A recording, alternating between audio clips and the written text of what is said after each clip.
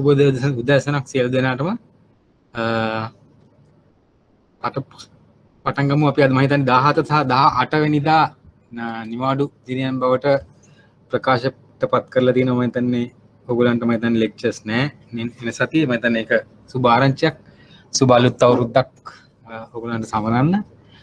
right, අපි එතකන් මම උත්සාහ කරනවා අද පාඩම ඉවර කරන්න. එහෙම බැරි වුණොත් තමයි 18න් පස්සේ අපිට එක දවසක් විතර එකතු වෙන්න බලමු. අපි දින අවසානයේදී ඒ පිළිබඳව තීරණයක් ගමු සියලු දෙනාම එකතු වෙලා. right. අපි චුට්ටක් මේ අද ඉවර කරන්න යන්නේදී පොඩි කනෙක්ෂන් එකක් හදාගමු. අපි මෙච්චර කල් කරපු දේවල් වලට අද කරන පාඩම කොහොමද සම්බන්ධ වෙන්නේ කියලා. මොකද හැමතිස්සෙම අපිට යමක් කරනකොට තීරුමක් ඇතුව යම් කාර්යයක් කරන එක තමන්ගේ හිතටත් හොඳයි, ඒක ඔළුවටත් හොඳට වදිනවා. අපි පටන් ගත්තේ බැංකු ක්‍රමයේ විකාශනය නේද? එතකොට අපි කොහොමද මුදල් භාවිතය පිළිබඳව අපි සාකච්ඡාව ආරම්භ කරා. ඒ සඳහා කොහොමද මහා බැංකුව සම්බන්ධ වෙන්නේ? වාණිජ්‍ය බැංකුවක ක්‍රියාවලිය මොකක්ද කියන එක අපි සාකච්ඡා කරා ඉතාමත් පුළුල් ලෙස. ඊට පස්සේ අපි ප්‍රධාන වශයෙන්ම සාකච්ඡාවට භාජනය කරේ බැංකුව ව්‍යාපාරයක් විදියට. අපි දන්නවා රීටේල් shops තියෙනවා, manufacturing අපි නිෂ්පාදන ආයතන තියෙනවා, ඒ වගේම වෙනත් රක්ෂණ සමාගම් තියෙනවා, ඒ වගේම වාණිජ බැංකුවක් වාණිජමය ලෙස නැත්නම් ව්‍යාපාරයක් ලෙස කොහොමද සාර්ථක වෙන්න ඒකේ මොඩලය සකස් වෙලා තියෙන්නේ තියෙන හැටි තමයි අපි විශේෂයෙන්ම සාකච්ඡා කරා. අපි මොඩලය සහ අලෙවි කරන විදි ක්‍රම පිළිබඳව තමයි අද පාඩම දිගහැරෙන්නේ. මේකට අපි කොහොමද අපි මෙච්චර කාල ඉගෙන ගත්ත ඒවා කනෙක්ට් වෙන්නේ, කොහොමද සම්බන්ධ වෙන්නේ කියන එක ඔයගලන්ට පොඩ්ඩි විනාඩි දෙකක් අරන් පැහැදිලි කරොත් හොඳයි කියලා හිතුණා. එතකොට අපි මම හිතන්නේ බැංකුකරණය ගත්තම අපි කතා කරා, තැන්පතු ගැන කතා කරා, ණය සේවාවන් සම්බන්ධව සාකච්ඡා කරේ. ණය කොහොමද, කවුද ගනුදෙනුකරුවන් එක එක ණය සඳහා, ඒ වගේම බැංකුවට ඇති අභියෝග අවදානම් කොහොමද අපි කළමනාකරණය කරන්න කියලා ඉගෙන ගත්තා. ගනුදෙනුකරුවන්ට ඒ සේවාවන් වල තියෙන වැදගත්කම වාසි පිළිබඳව සාකච්ඡා කරා. අපි මේ ප්‍රොඩක්ට්ස් ගැන ඔක්කොම කතා කරේ නේද? බැංකුව ගැන කතා කරොත් මේ අපි දැන් රීටේල් නැත්නම් අපි සුපර් මාකට් එකක් ගත්තොත් එහෙම හාල් විකිණීමට දැන් හාල් නැත්නම් සීනි නැත්නම් පොල් තෙල් ඒවා ප්‍රධාන මාතෘකානේ දැන් නේද? එතකොට දැන් අපි ගත්තොත් එහෙම සුපර් මාකට් එක විකුණන එක ඒක තොගයට ආවොත් එහෙම හාල් විදියට විකිනෙන්නෙත් හාල් විදියට නේද? අපි ඒක තමයි සාමාන්‍ය ව්‍යාපාරයක් විදියට අපි දන්නේ. ග්‍රොසරි නැත්නම් රීටේල් සුපර් මාකට් ඔයගේ දේවල් තමයි අපිට ළඟ නේද? අපි ව්‍යාපාරයක් විදියට ළඟ. ඒ වගේම තමයි බැංකුවත් මේ අපි කරන්නේ ව්‍යාපාරයක්. අපි වැඩ කරත් අපි කරන්නේ ව්‍යාපාරයක් විදියට. ඒ කරන කණ්ඩායමට කළමනාකාරීත්වයට අපි සහයෝගය දෙන එක තමයි කරන්නේ. ලාභ ලැබීමේ පරමාර්ථය පෙරදරි කරගෙන. අපි ලාභය ලබනකොට අවදානම් කීපයක් කළමනාකරණය කරන්න ඕනේ කියලා කිව්වා නේද? ප්‍රධාන අවදානම් ඒවා ගැන අපි සාකච්ඡා කරා. එකේ එල්ලේ අපි මේ අද කනෙක්ෂන් එක ගත්තොත් එහෙම දැන් අපි බැංකුවක කොහොමද මේ අපි ස්ටොක් එකක් විදිහට නැත්නම් තොගයක් විදිහට අපි විකුණන දේ තියාගන්න එකයි. නමුත් ඒ වගේම අපි ගනුදෙනුකරුවන්ට ලබා දෙන දේ අපි වචන වලින් යම් පොඩි වෙනස්කම් ඇතුව සාකච්ඡා කරත් ඒ අර සුපර් මාකට් එකේ කරන එකම තමයි කරන්නේ. හරි. ඒතර මම හාල් නැත්නම් සීනි ගත්තොත් එම් සීනි අරගෙන සීනි විකුණනවා. විකුණනකොට ගනුදෙනුකරුට අපි විකුණන්නේ සීනි විදියට. අපි සැපයුම් කරුගෙන් අපේ මම හිතන්නේ සුපර් මාකට් එකේ ගබඩාවට එන්නේ සීනි. බැංකුවක පොඩි වෙනසක් තියෙනවා ඕකේ. කාට හරි කියන්න පුළුවන්ද බැංකුවට ආවම ඒ මුදල් පවතින්නේ මොන විදියටද? අපි ඒ වගේම බැංකුව එය නැවතත් ණය ගනුදෙනුවක් විදියට දෙනකොට මොන විදියටද අපි දෙන්නේ? ඔය සංකල්පය ඔයගලන්ට කාට හරි එක්කෙනෙක්ට තේරුම් අරගෙන ප්‍රකාශයටපත් කරන්න පුළුවන්. මම හිතන්නේ ලොකු ජයග්‍රහණයක් ඒක කියන්න පුළුවන් නම් ඒක හිතලා ඉක්මනට කියන්න පුළුවන්. right, මම තප්පර කීපයක් දෙන්න. අපි මං අහපු ප්‍රශ්නේ තමයි අපි සුපර් මාකට් එකට හාල් හාල් මෝල් වලින් හරි හාල් නිෂ්පාදනය කරන අයගෙන් අපි හාල් සුපර් මාකට් එකට ලබනවා. අපි ඒතකොටත් තියෙන හාල් විදියට තමයි තියෙන්නේ. පැකට් කරලා හරි නැත්නම් ලූස් හරි තියෙනවා මලු වල ගැට ගහලා විකුණන්න ගිහලත් අපි ගන්න හාල් විදියට. හාල් කියලා තමයි අපි ඉල්ලන්නේ. නැත්නම් රයිස් තියනවද කියලා අහනවා මේ දවස්. එතකොට බැංකුවකදී ඔය අපි ඒ සංකල්පයම නමුත් වෙනස් සිද්ධියකට අපි වචන වලින් වෙනස් කරනවා මේ තොගේ විදිහට තියෙන එකයි අපි නැවත ගනුදෙනුකරුට දෙන එකයි. මොනවද මේ වචන දෙක? කාට හරි කියන්න පුළුවන්. තිල්රුක්ෂානි හරියටම හරි. තැන්පතු සහ ණය. very good. ඉක්මනින් ඔයාට මම හිතන්නේ ඒක හිතා ගන්න පුළුවන් වුණා නම් මම හිතන්නේ ලොකු ජයග්‍රහණයක් ඔයගලගේ මනස හොඳට වැඩ කරනවා කියලා මට සාහිතිකයක් දෙන්න පුළුවන්. හරි? right. ඒ කීප දෙනාම ඉන්නවා. 3 දෙනෙක් දීලා තියෙනවා. 3 දෙනාම මම හිතන්නේ හරි උත්තරේ දීලා තියෙනවා. අපි බැංකුව ඇතුළට ගන්න තැන්පත් කරුවන්ගේ මුදල් තමයි අපි ඊට පස්සේ අතරමැදි ක්‍රියාවලියේදී ණය බවට පරිවර්තනය කරන්න. අපි මේ ගැන සාකච්ඡා කරා දිගින් දිගට අතිරික්ත එකක සහ ඌන එකක යන විදියට. හරි? මේවා හොඳට මතක තියාගන්න. මේවා හොඳටම ප්‍රශ්න වලට අහපු ඒරියා එකක්. හරි? එතකොට මේක හොඳට මතක තියාගන්න ඕනේ. අපි ඊට පස්සේ ණය වර්ග ගැන කතා කරා ඉස්සෙල්ලාම වගේම ඊට පස්සේ අපි විදේශ විනිමය ගිණුම් ගැන කතා කරා. ඊට පස්සේ අද සම්බන්ධ වෙන්නේ ප්‍රධාන වශයෙන් පළවෙනි පාඩම තමයි ව්‍යාපාරයක් විදිහට අපේ වාණිජ්‍ය බැංකුවක ආකෘතිය මොනවද කියන එක තමයි අපි කතා කරන්නේ. මේ ආකෘතිය යටතේ අපි සාකච්ඡා කරන්නේ ප්‍රධාන වශයෙන්ම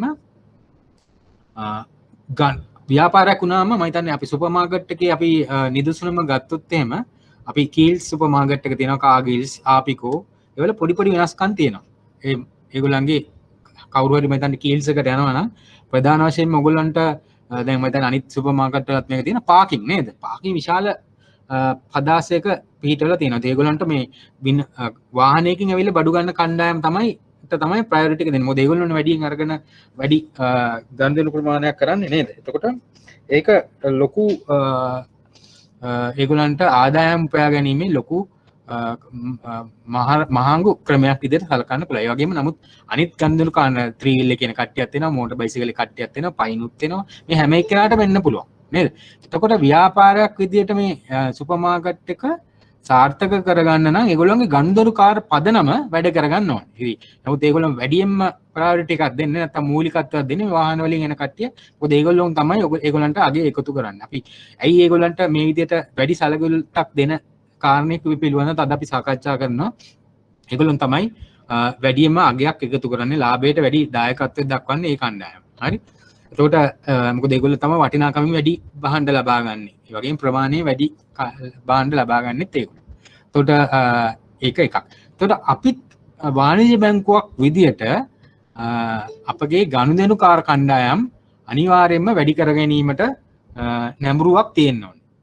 එක තලයේ ගනුදෙනුකාර කණ්ඩායම් ඉන්න පුළුවන්. ඒතර ඒ මොනවද මේ ගනුදෙනුකාර කණ්ඩායම්? වැඩි වෙන්න ගනුදෙනුකාර කණ්ඩායම් පුළුල් පදාසයක ඉන්න අපේ ගනුදෙනුකාර පදනම වැඩි වෙනකොට අපිට ආදායම් ප්‍රමාණය වැඩි වෙනවා. ඒ හරහා ලාභදායීතාවය වැඩි වෙනවා. ඒ හරහා අපිට අර ලාභය පෙරදරි කරගෙන ක්‍රියාත්මක වෙන වාණිජ්‍ය බැංකුවට ඒකේ විශාල ශක්තියක් වෙනවා.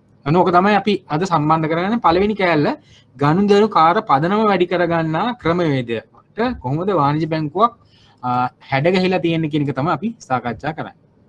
right? අපි ඒක සාකච්ඡා කරන්නේ මේ බැංකු ව්‍යාපාර ආකෘතිය. නැත්නම් බැංකින් බිස්නස් මොඩල් කියන එක තමයි යටතේ තමයි අපි සාකච්ඡා කරන්නේ. හරි? ඒතර කොහොමද මේ බැංකුවක මොනවද කියලා බලමු මේ ගනුදෙනුකාර කණ්ඩායම්. හරි? මොනවද මේ ගනුදෙනුකාර කණ්ඩායම්? අපි මේ එක විශේෂත්ව කොහොමද කියලා අපි සාකච්ඡා කරනවා. බැංකුවටත් ඒ වගේම ගනුදෙනුකාරවට මේක ඒගොල්ලන්ට වැඩියෙන්ම පාඩම් කරනකොට උනත් දැන් විභාගය ගැන සාකච්ඡා කරන්න වෙනවා. අපි දැන් ප්‍රශ්න කීපයක් කරා. ඔයගොල්ලෝ මම හිතන්නේ මේ ප්‍රශ්නවල හැඩහුරුව ඕක තමයි. හරි? ඔයගොල්ලෝ මේ විභාග ස්ට්‍රක්චර් එකටත් පුරුදු වෙන්න ඕනේ. හරි? මම රචනා ප්‍රශ්න කීපයක් අපි කරා. අපි බලමු ඊළඟ සතිය එකතු වෙනවා නම් කෙටි ප්‍රශ්න ටිකකුත් එකතු කරගෙන අපි පොඩි රිවිෂන් එකක් වගේ කරන්න තමයි මගේ අදහස. බලමු අපි කියන ඒක අවශ්‍යතාවයක් තියෙනවද කියලා ඔයගොල්ලන්ගෙන්ම දැනගෙන බලමු. ඒක අපි අවසානයේදී සාකච්ඡා කරමු. මෙන්න මේ වගේ තමයි සිල්ලර බැංකුකරණය සම්බන්ධයෙන් අපිට සාකච්ඡා කරන්න වෙන්නේ. සිල්ලර බැංකුකරණය තමයි එක ගනුදෙනුකාර කණ්ඩායමක්. හරි? ඒක තමයි අපි ඔයගොල්ලෝ දන්න ඔය බැංකුවට ශාඛාවට එදා එන කණ්ඩායම. හරි? ඊට පස්සේ ආයතනික බැංකු ක්‍රමය. එතන කෝපරේට් බැංකින් කියලා තියෙනවා. මම දැන් ඔයගොල්ලෝ ශාඛාවල හිටියට හෙඩ් ඔෆිස් එකේ තවත් විශාල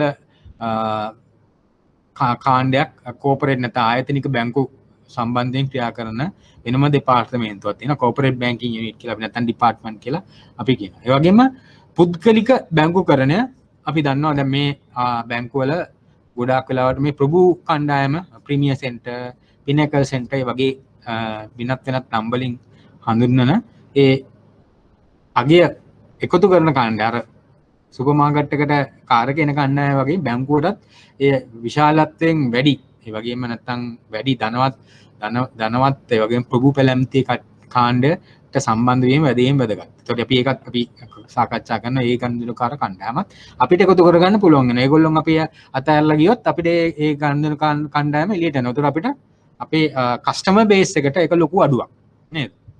ඒ වගේම මේ ගනුදෙනු බැංකුකරණය නැත්නම් ට්‍රාන්සැක්ෂනල් බැංකින් කියන එක නැත්නම් අපි අන්තර්ජාතික වෙළඳාමේදී ඒ වගේම විශාල ව්‍යාපාර ඒගොල්ලන්ගේ මූල්‍ය අරමුදල් කළමනාකරණය කරන ක්‍රමවේදය නැත්නම් කාරක ප්‍රාග්ධනය කළමනාකරණය කරන ක්‍රමවේදය නැත්නම් අන්තර්ජාතික ගෙවීම් පියවීම් ක්‍රමවේදයත් එක්ක සම්බන්ධ වෙන ඒවා තමයි මම හිතන්නේ විශාල වශයෙන් බැංකුවකට අපි කතා කරන්නේ මොඩර්න් බැංකින් වල නැත්නම් නූතන බැංකුකරණයේ වැඩියෙන්ම ආදායම් තර කරනවා කියලා කිව්වේ ගාස්තු ආදායම. මේ ගාස්තු ආදායමේ මම හිතන්නේ පෙර ගණන්කරු ක්‍රියාවලිය නැත්නම් ප්‍රධාන කාර්යයක් මේ ගනුදෙනු බැංකුකරණය ට්‍රාන්සැක්ෂනල් බැංකින් කියන අංශය හරහා කරනවා. ඒ වගේම අක්පෙරළ බැංකුකරණය ඔෆ්ෂෝර් බැංකින් අපි කතා කරනවා මේ HSBC බැංකුව, ස්ටෑන්ඩඩ් චාර්ටර්ඩ් බැංකුව වගේ බැංකු අපේ ලංකාව තුළ කොහොමද ක්‍රියාත්මක වෙන්නේ? අනිත් රටවලත් ඒ වගේ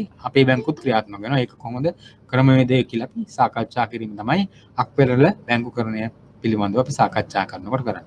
මේ ජගත් බැංකුකරණය නැත්නම් යුනිවර්සල් බැංකින් කියන එකේදී අපි සාකච්ඡා කරන්නේ මේ බැංකුවක් කියන එක දැන් මේ අර ප්‍රධාන වශයෙන් වාණිජ බැංකුකරණය උදෙක් වාණිජ බැංකුකරණයම පමණක් නොවේ වෙනත් ව්‍යාපාරවලත් යෙදෙන ගමන් වාණිජ බැංකුව තමයි ප්‍රධාන ව්‍යාපාරය. ඒ ගමන් වෙනත් ව්‍යාපාරවලත් යෙදෙනවා. හරි ප්‍රධාන වශයෙන් අපි ගත්තොත් එහෙම ඔයගොල්ලෝ HNB බැංකුව ගත්තොත් එහෙම HNB ඇෂුරන්ස් කියලා තියෙනවා නේ.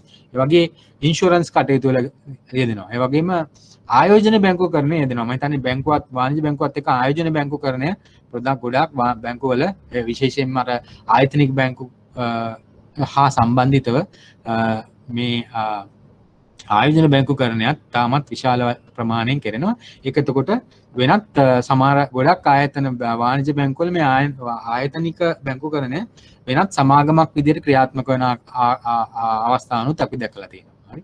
ඒ කියන්නේ ස්ටොක් බ්‍රෝකරින් ඒ වගේ නැත්නම් ප්‍රාථමික තරවකරුවන් වගේ ක්‍රියාත්මක වෙන ආයතන බැංකුවෙන් පරිබාහිරව වෙනත් වෙනමම උප ආයතනයක් විදිහට නැත්නම් සබ්සිඩියරි එකක් විදිහට එතකොට බැංකුව සමූහ ව්‍යාපාරයක් විදිහට ක්‍රියාත්මක වෙනවා. ඒ අතර වෙනත් ව්‍යාපාරවලත් එදිනෙදා මේ ජගත් බැංකුවනේ අපි සාකච්ඡා කරන්නේ. ඒක කොහොමද වාණිජ බැංකුවකට බලපාන්නේ? ඒතර ඉස්ලාමීය බැංකුවකට මම කියවනේ අපි ගනුදෙනුකාර පදනම වැඩි කරගන්න කියලානේ අපේ ප්‍රධාන අරමුණ.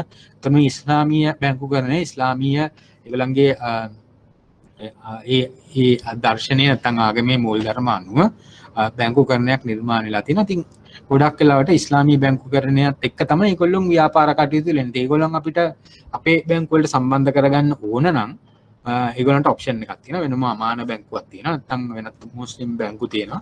ඒ වලට සම්බන්ධ වෙන්න පුළුවන්. අපේ බැංකු වලට සම්බන්ධ වෙනවා නම් සම්බන්ධ වෙන්න නම් අපිට ඒ පහසුකම ලබා දෙන්න. ඒකට ඒක කොහොමද ක්‍රියාත්මක වෙන්නේ කියන එක තවත් ආකාරයකින් අපි සාකච්ඡා කරනවා. මේවා තමයි අපි ප්‍රධාන වශයෙන්ම අපේ අන්තර්ගත කරුණු යටතේ අපි වෙනත් ගනුදෙනුකාර කණ්ඩායම යටතේ අපි සාකච්ඡා කරන්නේ. අපි එක එකක් අරන් බලමු ප්‍රායෝගික තත්ත්වයන් යටතේ කොහොමද මේ එක එකක් අපේ බැංකු වලට නැත්නම් කොහොමද අගය එකතු කරන්නේ? ඒ වගේම ගනුදෙනු කරනවා. මේක අපි ව්‍යාපාරයක් විදිහට කරනකොට අපිට බැංකුවට ව්‍යාපාරයක් විදිහට යම් ලාභයක් වාසියක් තියෙනවනේ. ඒ වගේම ගනුදෙනු කරුවටත් අපිට යම් කිසි අගයක් එකතු කරන්න පුළුවන් වෙනවා. ඒගොල්ලන්ටත් ඒගොල්ලන්ගේ සේවා කරගැනීමේ පහසුවක් තියෙනවා. හරි. ගොඩක් වෙලාවට මේ කාරණා දෙක තමයි ඔයගොල්ලෝ දැනගන්න ඕනේ. බැංකුව කොහොමද ඒවා සමානට මේකත් එක්කම අවදානම් වෙන්න පුළුවන්. අපි මේක සේවාවන් සපයනකොට ඒක කොහොමද කළමනාකරණය කරන්නේ? તો ඔය පිළිබඳව තමයි වාණිජ්‍ය බැංකුකරණයේ මේ කලාපේ නැත්තම් බැංකු ව්‍යාපාර ආකෘතිය යටතේ ඔයගලන්ට සාකච්ඡාවට ගන්න ඕනේ. වගේම විභාගයේදී ගොඩක් වෙලාවට ඉලක්කගත වෙන්නේ ඒ කාරණේ පිළිබඳව ඔයගලන්ගේ දැනුම පරීක්ෂා කිරීම. හරි.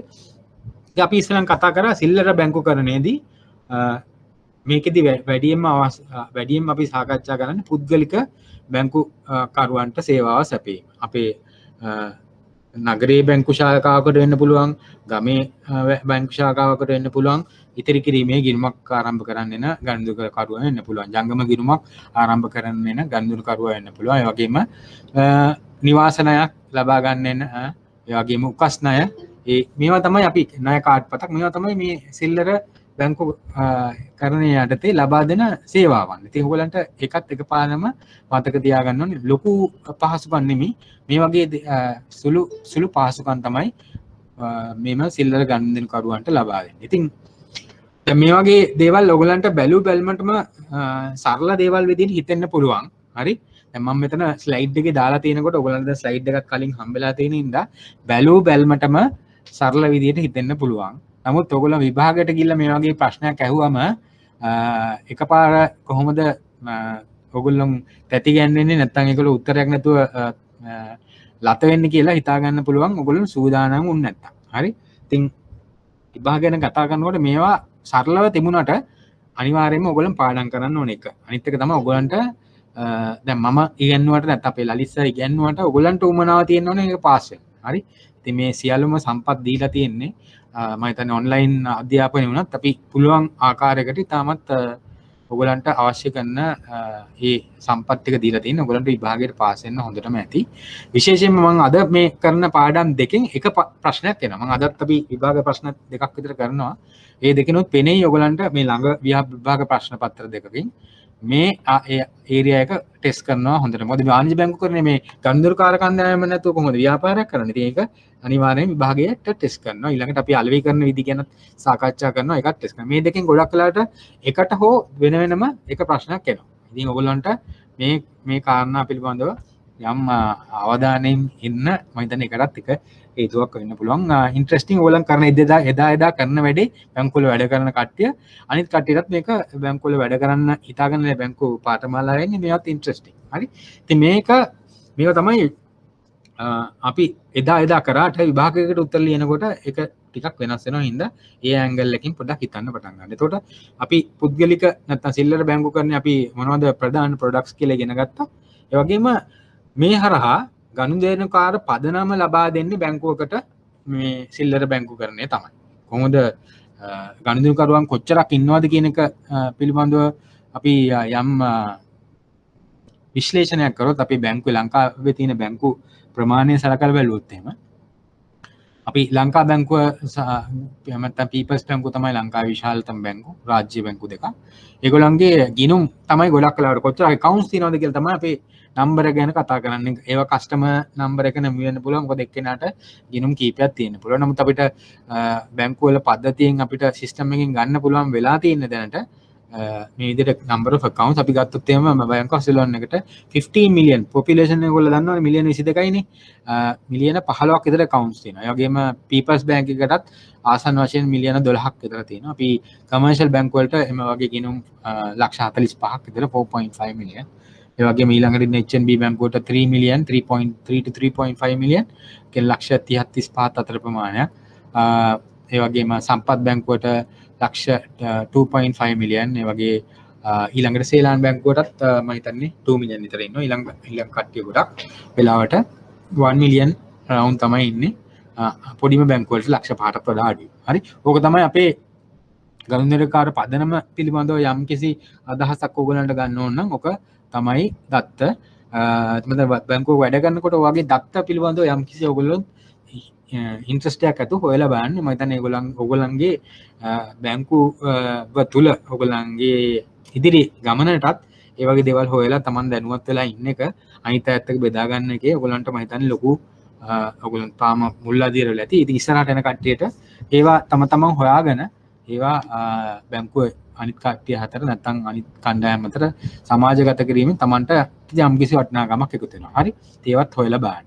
තොර ගනුදෙනුකාර පදනම ගත්තොත් විශාලම ගනුදෙනුකාර පදනමක් එකතු වෙන්නේ මේ සිල්ලල බැංකුකරණය යටතේ. ඒ කියන්නේ ශාඛා පද්ධතිය ඇතුලෙන් තමයි අපිට විශාලම බැංකුකරණ කණ්ඩායමක් එකතු වෙන්නේ. ඉතින් මේ බැංකුකරණ පදනම මගින් තමයි අපි ගොඩක් ඇඩ්වර්ටයිසින් කරනවා. බැංකුවල දන්නවා ගොඩක් වෙළඳ ප්‍රචාරණ ක්‍රම භාවිතාවෙන් පත්තර වෙන්න පුළුවන්, ටීවී වෙන්න පුළුවන්, ඇඩ්වර්ටයිසින් කරනවා.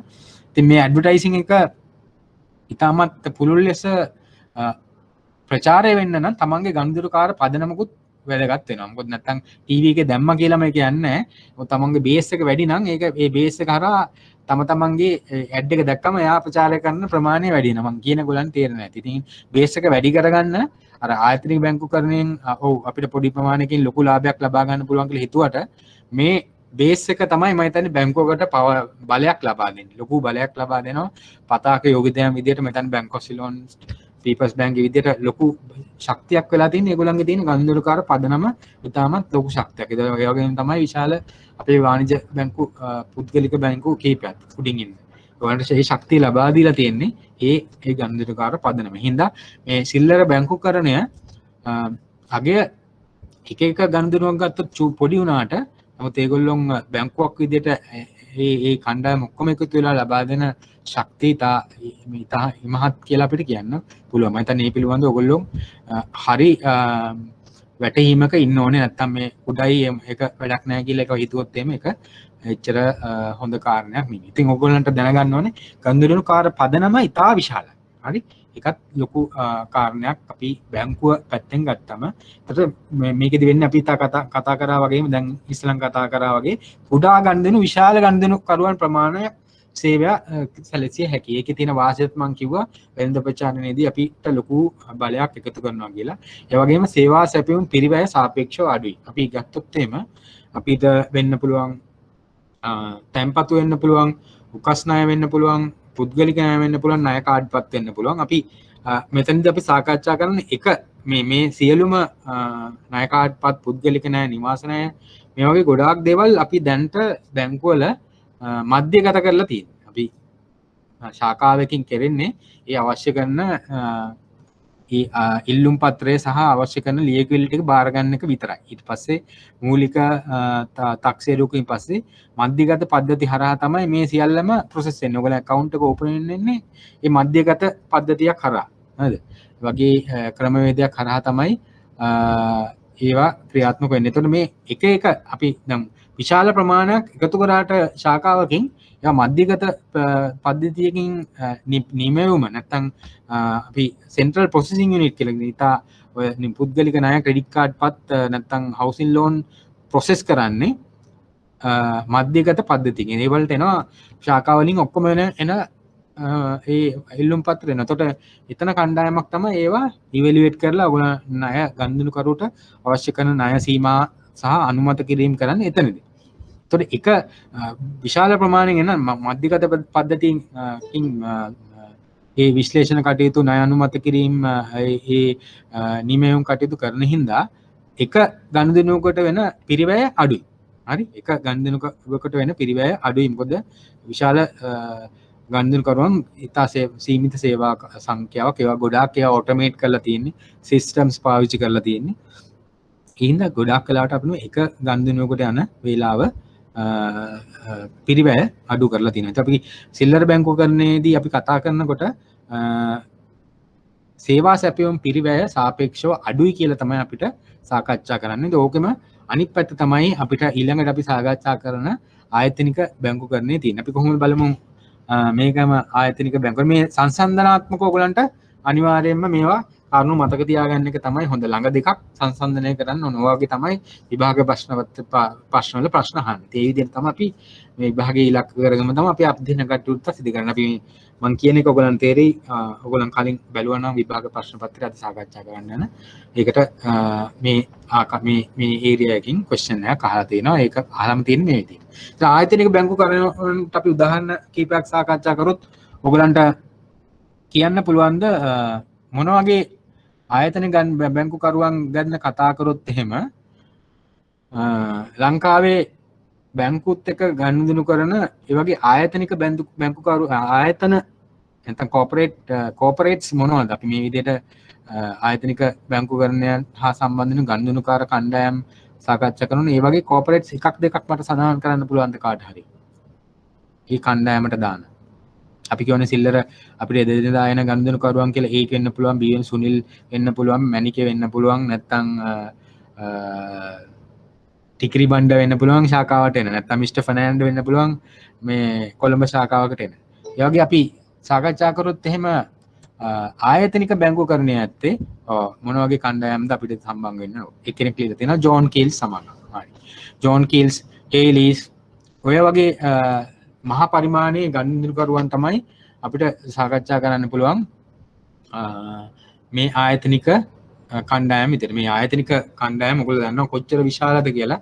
ඒගොල්ලන්ගේ ව්‍යාපාරය වල තත්ත්වය ගත්තොත් එහෙම ඒ වගේ ආයතනයක් එක්ක සම්බන්ධ නොවි අපිට අපේ බැංකු ව්‍යාපාරයට ශක්තියක් කරගන්න බැති. මේ වගේ ආයතනික ආයතනත් කියන්නේ ජෝන් කීල්ස් හරි නැත්නම් හේලිස් හරි නැත්නම් කීල්ස් ඒ වගේ ආයතනයක් හරි නැත්නම් වෙනත් ලංකාවේ තියෙන ප්‍රධාන ඉදිකිරීම් ක්ෂේත්‍රයේ සමාගම් මාගා වෙන්න පුළුවන්.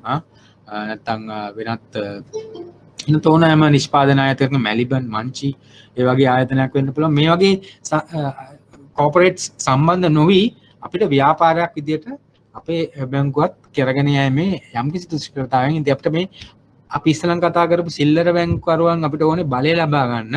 ඒ වගේම අපේ ණය කළමනට පෝර්ට්ෆෝලියෝ එක වර්ධනය කරගන්න නම් අපිට අනිවාර්යයෙන්ම පෝර්ට්ෆෝලියෝ එකේ තමයි නැත්නම් ණය කල්වෙන් තමයි අපේ පොලිය ආදායම තීරණය වෙන්නේ. වර්ධනය කරගන්න නම් අපිට මේ වගේ විශාල සමාගම් එකතු වෙන්නත් ඕනේ. අපි ගත්තොත් එහෙම ටිකිරි බණ්ඩා මැනිකේ වගේ කට්ටිය ලක්ෂ 5-10 ලෝන් එකතු කරලා අපිට ලොකු පෝර්ට්ෆෝලියෝ එකක් හදන්න බෑනේ. අපිට ඒකට නම් ඕනේ බිලියන 10-15 ලෝන් ගන්න මාගායක වෙන්නත් පුළුවන්. නැත්නම් ජෝන් කීල්ස් වගේ වෙන්න පුළුවන්. නැත්නම් වෙනත් ආයතනයක් වෙන්න පුළුවන්. හරි. ඒ වගේ ආයතන වෙන්න අපිට ලොකු ව්‍යාපාරයක් විදිහට දියුණු වෙන්න. හරි. එතකොට අපි සාකච්ඡා කරා මොන වගේ ආයතනත් එක්කද අපි සම්බන්ධ වෙන්න ඕනේ කියලා. දැන් අපි ඉස්සලම් සාකච්ඡා කරපු කුඩා ගනුදෙනු නෙමි විශාල ව්‍යාපෘති ණය ප්‍රොජෙක්ට් ලෝන්ස් අපි ගත්තොත් එහෙම මාගත් එක්ක අපි ගත්තොත් එහෙම සෙන්ට්‍රල් එක්ස්ප්‍රස් වේ එක වෙන්න පුළුවන්. නැත්නම් ඒ වගේ විශාල ව්‍යාපෘති නැත්නම් අපි ඔය කොළඹ නගරයේ ඉදි කරන විශාල මහා පරිමාණ apartment නැත්නම් සංකීර්ණ වෙන්න පුළුවන්. ඒ වගේ ඉදිකිරීම නැත්නම් රජයේ විශාල ඉදිකිරීම වෙන්න පුළුවන්. හරි. ඒ වගේ ව්‍යාපෘතිත් එක්ක තමයි ඒගොල්ලෝ ප්‍රධාන ව්‍යාපෘති ණය විශාල පරිමාණයේ ව්‍යාපෘති ණය තමයි මේගොල්ලන්ගේ ප්‍රධානම ප්‍රොඩක්ට් එක වෙන්න පුළුවන්. අපි විකුණන්න පුළුවන්. ඒ වගේම බැංකු වෛරා. දැන් අපි කියවනේ විශාල ව්‍යාපෘති ණය යනකොට ඒවා සංයුක්ති ණය විදිහට තමයි යන්නේ නේද? සින්ඩිකේටඩ් ලෝන්ස් අපි කතා කරා මේ ප්‍රොඩක්ට් එක ගැන. බැංකු කීපයක් එකතු වෙලා තමයි මේ වගේ ණය ලබා දෙනකොට දෙන්නේ. මොකද ඒකේ අවදානම වැඩි වෙන හින්දාවත් මේවත් ඒ වලට සම්බන්ධ කරගන්න ඕනේ ඔයගොල්ලෝ. මේ එකිනෙකට අන්තර් සම්බන්ධතා මේ පාඩම් කරනකොට ඔයගොල්ලන්ගේ ඔළුව දුවින්න ඕනේ මේ වගේ ඉගෙන ගත්ත දේවල්. ලොකු ඒවා කිව්වා ව්‍යාපෘති ණය කිව්වා. ඒ වගේ සින්ඩිකේටඩ් ණය වෙන්න පුළුවන්. මේ ඒවත් එක්ක එකතු කර තමයි මේ පාඩම් කරන්න ඕනේ. මම මේ අධ්‍යයනයට විතරක් නෙමෙයි අනිත් අධ්‍යයන සහ වෙනත් ඕනම වෘත්තීය පාඨමාලාවක ඉගෙන ගන්නවා නම් ඒ විභාග වලට ලාස් තියෙනවා නම් ඔයක තමයි ඔයගොල්ලෝ භාවිතා කරන්න ඕනේ. හරි. මේ එක ආකාරයකට නෙමෙයි ඔයගලන්ට එක එකක් සම්බන්ධව අන්තර් සම්බන්ධතාවයක් ඇතුව දැනුම එකතු කරගන්න පාඩම් කරන්න විශ්ලේෂණාත්මක පාඩම් කරන්න ඉගෙන ගන්න. එතකොට ව්‍යාපෘති ණය වලින් අපි පොඩ්ඩක් එළියට ගියා. එතකොට සංයුක්ත ණය ඒ පිළිබඳව තව බුදයක් තියෙන්න ඕනේ. ඒ වගේම බැංකු අයිරා ඕවර්ඩ්‍රාෆ්ට් ඉතාම විශාල ඕවර්ඩ්‍රාෆ්ට් ලබා දෙන්න පුළුවන්. ඒතර අන්තර්ජාතික බැංකු සේවාවම LCR නේවා. ඒතර එක්ස්පෝර්ට්ස් කරන කම්පැනි තියෙන්න පුළුවන්. ඉම්පෝර්ට් කරලා තමයි එක්ස්පෝර්ට් කරන්න ඕනේ. මේක අන්තර්ජාතික වෙළඳාම් පිළිබඳව ඒ පහසුකම් ගැන ඔයගොල්ලෝ දැනුවත් වෙන්න. පැකින් ක්‍රෙඩිට්ද LCද ඒ පිළිබඳව විශාල දැනීමක් තියෙන්න ඕනේ මේ ආයතනික බැංකුකරණයේ සේවාවල ඉන්නවා. ඒ වගේම අපි බැඳුම් කර ගැන කතා කරා නේද? performance bond ලන්සු බැඳුම් කර නේද? ඒ වගේම performance bond කිව්ව big bonds අපි ඉදිකිරීම් ක්ෂේත්‍රයේදී ලබා දෙන මේ බැඳුම් කර ඒ වගේ ඒවා ඉතා විශාල ප්‍රමාණයේ මේ corporate banking වල යොදා ගන්නවා. මොකද අපි හැම excess highway එකකට ගන්නවා නම් මේ bid bonds, performance bonds, retention bonds නැත්නම් ඇඩ්වාන්ස් බොන්ඩ් කියන ඒවා අනිවාර්යයෙන්ම භාවිතා වෙන කියන්නේ පොලි ආදායම් නොලබන ගාස්තු ආදායම් ලබන සේවාවන් බැංකුවක් විසින් ලබා දෙන ඊටමත් ආයතනික බැංකුකරණයෙන් ලබා දෙන ගාස්තු ආදායම් ලබා දෙන ප්‍රධාන සේවාවන් ඒවා. ඒ වගේම LCs අන්තර්ජාතික වෙළඳාමේ ඉතා විශාල ප්‍රමාණයක් ආදායම් ලබන ක්‍රමවේදයක් විදිහට හඳුන්වන්න පුළුවන් මේ කෝපරේට් බැංකින්. ඉතා විශාල ගනුදෙනු මේවායෙන් වෙන්නේ. එතකොට විශාලත්වයෙන් වැඩි ගනුදෙනුකාර ආයතන කාණ්ඩය තමයි මේකේ මේ අද ඉලක්කය. නේද? විශාලත්වයෙන් වැඩි ගනුදෙනුකාර කණ්ඩායමක් තමයි මේකේ ඉලක්ක ගතින්. ඒක තමයි අපි මේ වගේ ආයතනත් එක්ක වගේ විශාල සමාගම් එක්ක එකතු කරනවා කියලා අපි සාකච්ඡා කරනවා. ඒතකොට ඒ වගේම ඔයගොල්ලෝ දන්නේ නැති එක් ගනුදෙනුකාර ආයතනයකට සේවා සැපීමේ අධික පිරිවැයක් දරන්න වෙනවා මේ වගේ ගනුදෙනු වලදී. මොකක්ද ඒකට හේතුව? අපි ගත්තොත් එහෙම මාගා වගේ ආයතනයකට ඒකේ තියෙන විශාලත්වය සැලකුවම අපිට ඒක විශාලත්වය අනුව අපේ ඉන්න ගනුදෙනු ඒ වගේ ලොකු ගනුදෙනුකරුවෙක් මේන්ටේන් කරන්න සමහර වෙලාවට කෝපරේට් බැංකුවේ යුනිට් එකක නිලධාරීන් 2-3 දෙනෙක් දාන්න වෙනවා. හරි? කෝපරේට් බැංකුවේ යුනිට් එකක ගත්තොත් එහෙම මේ වගේ නිලධාරීන් ඉතාමත් අත්දැකීම් සහිත ඉතාමත් දැනුම් සම්භාරයක් තියෙන ඉහළ ගණේ ක්වොලිෆිකේෂන්ස් අරගත්ත කට්ටිය වෙන චාර්ටර්ඩ් ක්වොලිෆයිඩ් සීමා ක්වොලිෆයිඩ් ඔය දෙකම තියෙන ලංකාවේ ඩිග්‍රී තියෙන පෝස්ට් ග්‍රැජුවේට් ඩිග්‍රී තියෙන අවුරුදු 5-10 එක්ස්පීරියන්ස් තියෙන කට්ටිය. ඉතින් මේ වගේ එක්කිනට විශාල පඩියක් ගෙවන්නත් ඕනේ නඩත්තු කරන්න. ඉතින් මේ කම්පැනි එකට මේ වගේ 2-3 දෙනෙක් දාන්න ඕනේ. ඉතින් මේගොල්ලන්ට බෝනස් ගෙවන්න ඕනේ. ඒගොල්ලන්ගේ බැංකුවකින් දෙන පහසුකම් තියෙනවා, නිවාස ණය, ඒ වගේ දේවල්. ඒවා බැලුවොත් එහෙම දැන් මේ වගේ කෝපරේට් ගනුදෙනුකරුවට අවුරුද්දටම පහසුකම් 5-6ක් කරන්න පුළුවන්. මේ ඔක්කොම එකතු කරාම බිලියන 10කට 15කට 20කට 25කට ඊට වඩා වැඩි වෙන්න පුළුවන්. හරි. එතකොට එක ගනුදෙනුවක් ඇත්තටම නියම කරන්න ප්‍රොසෙස් කරන්න යන එක ගනුදෙනුවකට අපි අර වගේ ඔක්කොම මධ්‍යගත නෙමෙයිනේ මේ විශාල අත්දැකීම් තියෙන මේ වගේ ක්වොලිෆයිඩ් එක්කෙනෙක් කරා මේ එක ගනුදෙනුවකට සේවා සපයන්න පිරිවැය වැඩි. අන්න ඒකයි මෙතන පිරිවැය අධික වෙන්නේ එක ගනුදෙනුවක් නිම කිරීමට ගත වෙන ඇති වෙන පිරිවැය. හරි. එතකොට මේකේ පිරිවැය කියලා කියන්නේ සම්පූර්ණ දෙපාර්තමේන්තුවම නෙමෙයි මේ එක පිරිවැයකට. එතකොට මේ වගේ අත්දැකීම් සහිත නිලධාරීන් මහතුන් මේ වගේ මේට අමතරව ඒගොල්ලන්ට එයා විතරක් නෙමෙයි යාගේ සුපර්වයිසර් සමහරවිට මේ වලට මේ වගේ ගනුදෙනු සම්පූර්ණ කරන්න විශේෂයෙන්ම ප්‍රධාන විධායක නිලධාරියා. ඒ වගේ ආයතනික බැංකු සේවාවේ ප්‍රධානියට අමතරව ප්‍රධාන විධායක නිලධාරියා සම්බන්ධ වෙනවා. ඒත් ඒගොල්ලන්ගේ කාලය බලන්නකො ඒගොල්ලන්ගේ පඩියත් එක්ක මේ වලට සමහරවිට දවසකට පැයක් දෙකක් ඒගොල්ලන් මේ කරන්න වෙනවා. නිරත වෙන්න වෙනවා. ඒ වගේම ක්‍රෙඩිට් කමිටි එක. හරි මේ වගේ ෆැසිලිටිස් අප්‍රූව් කරන්න වැඩි කාලයක් ගත වෙනවා. ක්‍රෙඩිට් කමිටියේ සියල්ලම 7-8 දෙනෙක් ඉන්න. ඒගොල්ලෝ ඔක්කොම මේ විශාල තන්තුරු දන්න විශාල පිරිවැය අධික සමාජිකයන් බැංකුවක සමාජිකයන්.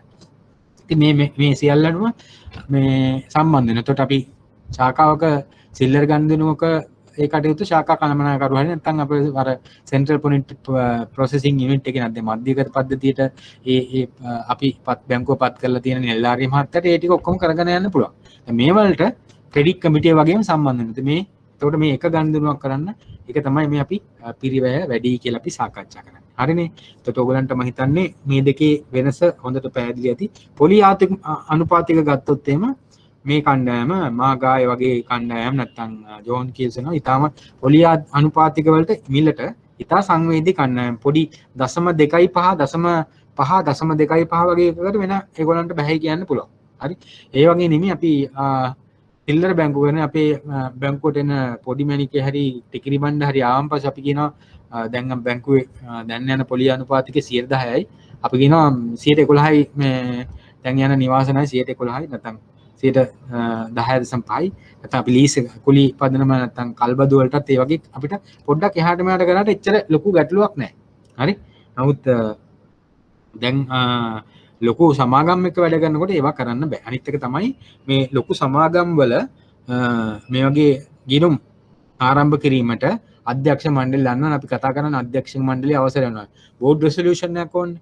ඒ හින්දා මේ පොඩි බැංකුවකට මේ ජෝන් කේල්ස්ගේ account එකක් open කරනවා කියලා එහෙම ලේසියෙන් account එකක් open කරන්න බෑ. ඒකට අධ්‍යක්ෂ මණ්ඩලයට වෙනම වාර්තාව දෙන කොච්චර ශාඛා තියෙනවද මොනවද අපිට මේකෙන් මේ බැංකුවත් එක්ක ගිණුමක් ආරම්භ කරාම අපිට මොනවද තියෙන වාසි.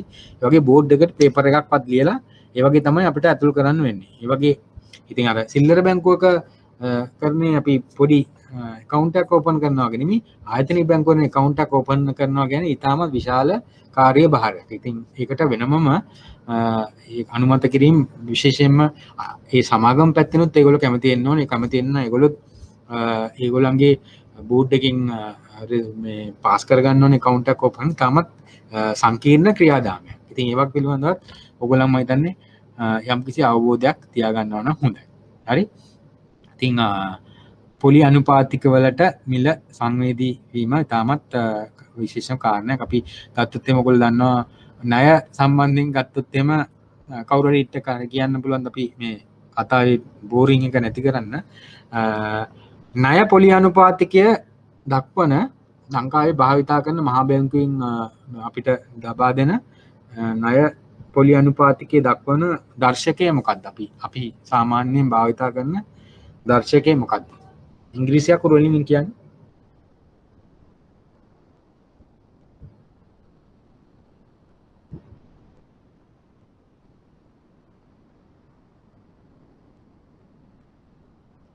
AWPLR කියලා තියෙන average weighted prime lending rate.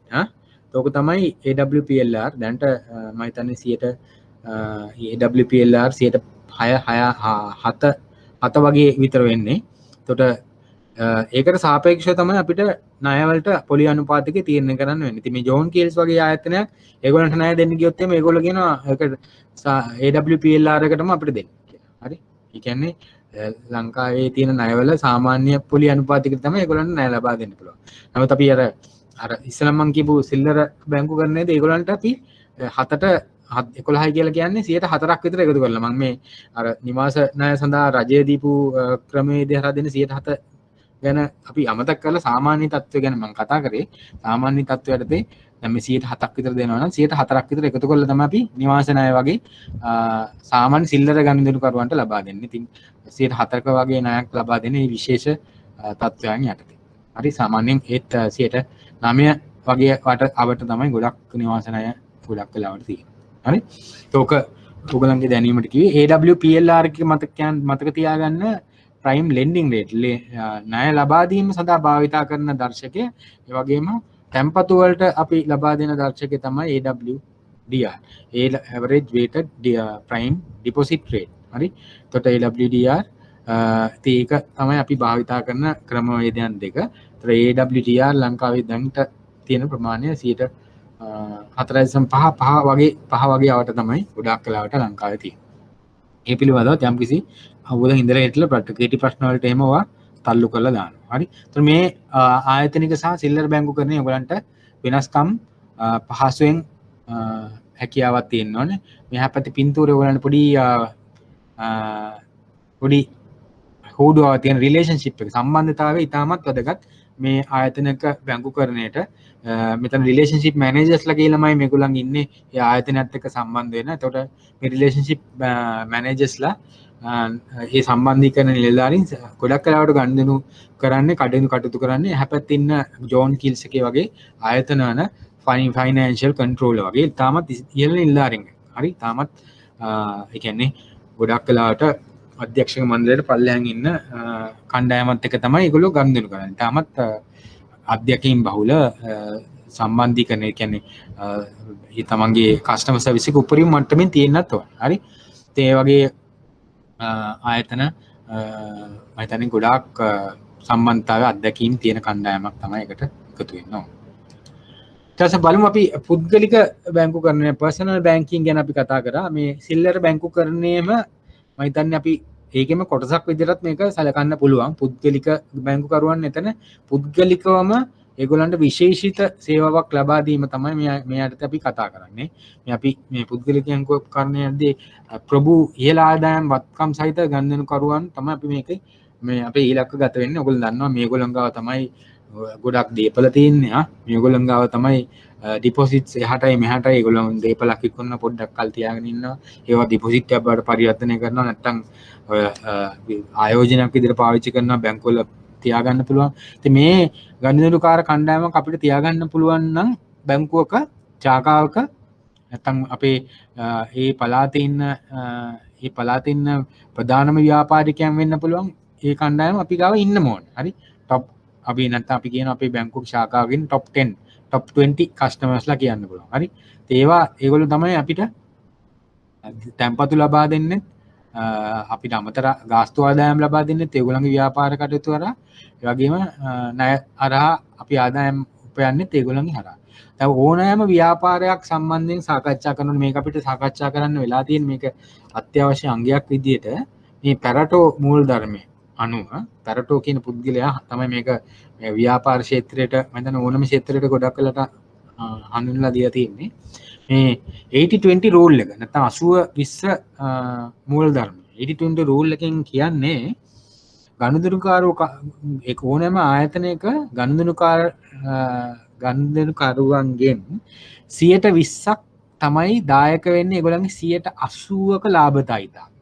හරි ගොඩක් එයා දත්ත පරීක්ෂා කරලා අවසානයේ තමයි එයා මේක නිගමනයට ඇවිල්ලා තියෙන්නේ 20%ක ගනුදෙනුකරුවන් 80%ක ලාභයකට වග කියනවා. එහෙනම් මේ 20% හොඳට රත්තරන් වගේ බලා ගන්න ඕනේ කියන එක තමයි මේකෙන් කියන්නේ. ඒගොල්ලොන්ව නොසලකා හැරියොත් කිසිම ව්‍යාපාරයකට පැවැත්මක් නැහැ. ඉතින් ඒක ඕගොල්ලන්ගේ පුද්ගලික ව්‍යාපාරයක් කරත් බැංකුවක කරත් ශාඛාවක කළමනාකරු වුණත් ඒ 20න් එක්කෙනෙක් ආවම ස්පිරිටුවෙන් නැගිටලා how are you කියලා නැත්නම් කෝපි එකක් දීලා නැත්නම් ඒ වගේ එකක් දීලා ඒගොල්ලන්ට විශේෂ සැලකිල්ලක් දක්වන්න ඕනේ. ඒ ශාඛාවට ආව නැත්නම් ඒකම තමයි මම හිතන්නේ මේ වෙනත්ම ප්‍රභු සේවාවන් සපයන විශේෂිත ගනුදෙනුකාර කණ්ඩායමකදී ඒගොල්ලන්ගේම මේ හඳුනාගත්තා ඔයගොල්ලන් අපි හොඳ සේවාවක් ලබා දෙනවා කියන එක ඒගොල්ලන්ට හේතු ගන්නන්න තමයි මේ අපි විශේෂ ප්ලැටිනම් නැත්නම්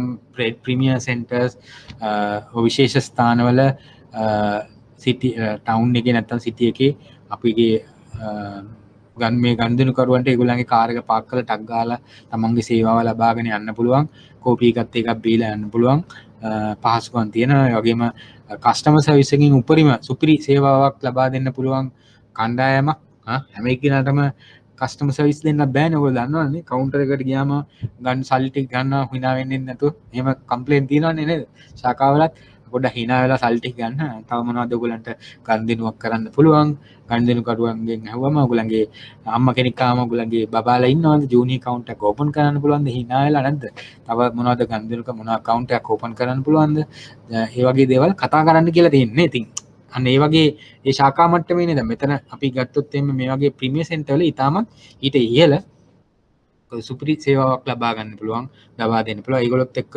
හොඳට කුළුපග වෙලා ඒගොල්ලෝ ව්‍යාපාරික ක්ෂේත්‍රය පිළිබඳව සාකච්ඡා කරන්න පුළුවන් ඒගොල්ලන්ටත් යම්කිසි උපදෙසක් දෙන්න පුළුවන් කාණ්ඩයක් මෙතන ඉන්නවා. ඒතකොට තමයි ඒගොල්ලෝ වැඩියෙන් එන්නේ මේ බැංකුවත් එක්ක එකතු වෙන්නේ. හරි. ඒතකොට ඕගොල්ලන්ටත් මේවා ඒ වගේ තැන්වලට යන්න ඕන නම් ඒ අවශ්‍ය කරන මොන වගේ ගුණාංගද නැත්නම් හැමදාම කවුන්ටර් එකට වෙලා ඉන්න බෑනේ නේද? ඒ වගේ දේ මේ අංශ වලට යන්නත් ඔයගලන්ට ආසාවක් තියෙනවා නම් ඔය දැම්මම ඔයගොල්ලෝ මේ මුල් කාලේම විභාගෙ ගන්න ගමන් මේ වගේ විභාග වලට මුහුණ දෙන ගමන් ඉලක්ක කරලා තමන් කොහටද යන්න ඕනේ මේ බැංකුවේ කියන එක දැම්මම හිතේ තියාගෙන ඒ ඉලක්කය වෙනුවෙන් වැඩ කරන්න. හරි නැත්නම් හැමදාම කවුන්ටර් එකට තමයි වෙලා ඉන්න වෙන්නේ. මැසේජ් නගයි. ක්වොලිෆිකේෂන් එක ගන්නත් ඕනේ, එක්ස්පීරියන්ස් එක ගන්නත් ඕනේ. ඔයගලන්ට විශේෂයෙන්ම ඒ ව්‍යාපාරික දැනුමක් මේ අපි කතා කරන මේ ව්‍යාපාරික දැනුම තියෙනවා. හරි. ඇයි මේ අපි මේවා කරන්නේ? එතකොට තමයි ඔයගොල්ලෝ මේ පර්සනල් පුද්ගලික බැංකුවනේ ඇයි අපි මේක කරන්නේ? ඒතකොට ඒක ශක්තිමත් කරන්න වෙන්නේ. ඒගොල්ලන්ට ඒක ඒ සංකල්පය තව වැඩි දියුණු කරන්න පුළුවන් වෙන අදහස් ඉදිරිපත් කරන්න වෙන්න පුළුවන් වෙන්නේ ඉහළ කළමනාකාරීත්වය. ඒවා හොඳින් අදහස් පිළි අරගෙන ඒවා ක්‍රියාත්මක කරොත් ඔයගොල්ලන්ට තමන්ගේ තත්ත්වය ඉහළට දමා ගන්න ප්‍රොමෝෂන් ගන්න නේද ඉහළට යන්න ඒ වගේ දේවලුත් වැදගත් වෙනවා. ඉතින් මේ වගේ දේවල් අපි විභාගයට සූදානම් වෙනවා වගේ මම ගොඩක් විශ්වාස කරන දෙයක් තමයි ඔයගොල්ලන්ගේ රැකියා තත්ත්වය ඉහළට දම්ම ගන්න ඔයගොල්ලන්ගේ පුද්ගලික සංවර්ධනයටත් යම් යම් දේවල් අපි ගන්න ඕන කීපයක් කියන්නේ මේ හැමෙන් අපිට වැඩි වෙලාවක් නැහැ මේ ඔන්ලයින් ක්‍රමේ හදනව පන්තියට එන කාලේ නම් අපි මේවා අපි විනාඩි කීපයක් අරන් සාකච්ඡා කරලා තියෙනවා. හරි. නමුත් ඒක බාධාවක් කරගන්න නැතුව මේ කියන ඒවා පොඩ්ඩක් අතරින් පතර කියන ඒවා තොලුවට දාගන්න. හරි. තමන් ඉලක්ක ගත කරන්න ඕනේ මෙතනට අපි යනවා කියලා. සීනියර් මැනේජ්මන්ට් එකේ මම කවදාද අවුරුදු 35 40 වෙනකොට මම සීනියර් මැනේජ්මන්ට් එකේ සමාජිකයෙක් වෙනවා. මට CEO කෙනෙක් වෙන්න ඕන. ඒ වගේ කෙනෙක් ඒකට අනුගත වෙන තමන්ගේ පෞරුෂය හදා ගන්න ඕනේ, කතා කරන්න පුළුවන් වෙන්න ඕනේ, ප්‍රශ්න නිරාකරණය කරන්න පුළුවන් වෙන්න ඕනේ. ඒත් මේ විභාගේ පාස් වෙනවට අමතරව තමන්ගේ ඒ ඕනෑම තත්ත්වයක් ඇත්තේ කොවිඩ් වෙන්න පුළුවන්, අරක වෙන්න පුළුවන්, මේ වෙන තමන්ගේ ව්‍යාපාරය perform කරන්න පුළුවන් වෙනවා. හරි. ඒ තමන්ට දෙන ටාගට්ස් KPIs achieve කරන්න පුළුවන් වෙනවා. එතකොට ඒවත් එක්ක තමයි මේ කියන්නේ. එතකොට දැන් මේක අපි නැවතත් මේ පුද්ගලික බැංකු කරන සේවාවට આવොත් මේ ගනුදෙනුකරුවන්ට ඒගොල්ලන්ට ඌමනා වෙලාවට තමන්ගේ සේවාව සපයා ගැනීම හැකියාව තියෙනවා. පැය 24ම දවස් 7 365ම මේක තියෙන්න ඕනේ. ඒ සේවයේ ස්ටෑන්ඩඩ් එක ඒ විදිහටම තියෙන්නත් ඕනේ. මේ රැට ආවම දවල්ට ආපුවම වගේ වෙනස් වෙන්න බෑ. හරි. ඒ සේවා ඒගොල්ලන්ට හරි සංවේදී ඒවලට. හරි. ඉතින් ඕක තමයි පුද්ගලික බැංකුකරණයේ තියෙන තත්ත්වය. ඉතින් ඔයගොල්ලන්ට පුළුවන් වෙන්න ඕනේ ඒක වෙනත් සේවාවක් සමග සම්බන්ධ කරගන්න. ඇයි මේක තියෙන්නේ? මොන වගේ සේවාවන්ද ලබා දෙන්නේ? ඒකේ මොන වගේ කණ්ඩායමක්ද ලබා ඉන්න ඕනේ කියන එක ඔයගොල්ලන් පැහැදිලිව වටහා ගැනීම අවශ්‍යතාවයක් තියෙනවා. ඊට පස්සේ බලමු මේ ගනුදෙනු බැංකු කරන නැත්නම් ට්‍රාන්සැක්ෂනල් බැංකින්. මේක ගොඩක් වෙලාවට මේ ට්‍රාන්සැක්ෂනල් බැංකින් කියන එක ක්‍රියාත්මක වෙන්නේ ඔව් අපේ දේශීය බැංකුවලක් තියෙනවා. නමුත් විශාල පරිමාණයෙන් මෙම සෙග්මන්ට් එක නැත්නම් මේ වගේ ගනුදෙනුකාර කණ්ඩායම් මෙම සේවාවන් ලබා දෙන්නේ ගොඩක් වෙලාවට මහා පරිමාණයේ ආයතන වලට ඒ වගේම කුඩා පරිමාණයේ ආයතන වලටත් ලබා දෙනවා. නමුත් විශාල වශයෙන් සිදුවෙන්නේ මහා පරිමාණයේ ආයතන වලට. ඉතින් ට්‍රාන්සැක්ෂනල් බැංකින් ඔයගලන්ගේ ATM යන්ත්‍රය හරහා ගනුදෙනු කරන එක වගේම ඒ වගේම අපි ගත්තොත් ඉන්ටර්නෙට් බැංකින් හරහා සෙෆ්ට් බැංකු හරහා ඒ ඩිජිටල් බැංකුකරණය හරහා ලබා දෙන සේවාවන් වලින් පටන් අරගෙන අන්තර්ජාතික LC නැත්නම් ණයවර ලිපි ආරම්භ කරන එක ඒ වගේම බැංකුවේ ඔයගොල්ලෝ දන්නවා සේවක සංඛ්‍යාව වැඩි වෙනකොට අපිට මේ සේවකයන්ට අනිවාර්යයෙන්ම ඒගොල්ලන්ගේ EPF ETF ගෙවන්න වෙනවා රජයේ ආයතනයකට නේ. ඉතින් මේ ක්‍රමවේදය පර්සනල් ඩිපාර්ට්මන්ට් එකක් අර දාගෙන අපි එදා කතා කරානේ අපි ස්ලිප්ස් හරහා සැලරි යවනවා කියලා. ඉතින් ඒ වගේ මේ වගේ කෑෂ් මැනේජ්මන්ට් සිස්ටම් එකක් හරහා මේ ගනුදෙනු බැංකු කරන ක්‍රමවේදයන් හරහා මෙම විශාල ප්‍රමාණයේ සමාගම් වලට පර්සනල් ඩිපාර්ට්මන්ට් එකක් නැතුව ඒ සේවක ඒ තොරතුරු රැකියාවල ඒ සැලරි ඩීටේල්ස් අවශ්‍ය කරන ප්‍රමාණය සියල්ලම දැන් දන්වලා තියෙනවා නම් මෙම ආයතනයේට කෙලින්ම පුළුවන් අර EPF නැත්නම් ETF ආයතනයේට කෙලින්ම ඒ අවශ්‍ය කරන මුදල් මාරු කොට යවන්න පුළුවන් අපේ බැංකු වාණිජ්‍ය බැංකුකරණයේ මෙම පහසුකම හරහා මේ payment and cash PCM කියලා අපි කියනවා payment cash management system තියෙන එක හරහා පුළුවන් කෙලින්ම කිසිම පුද්ගලයෙක් සම්බන්ධ වෙන්නේ නැතුව මේ පද්ධතිය හරහා ඒ අවශ්‍ය කරන තොරතුරු යවන්න. ඒ වගේම ඒවා පිළිබඳව තවන්ට එක එක්කිනාට උමනා නම් ඒ තොරතුරු ලබා ගන්න ඒවා ඒ පද්ධතියේ තියෙනවා. ඒවා ලබා ගැනීමේ නැත්තම් හැකියාවක් තියෙනවා. මේක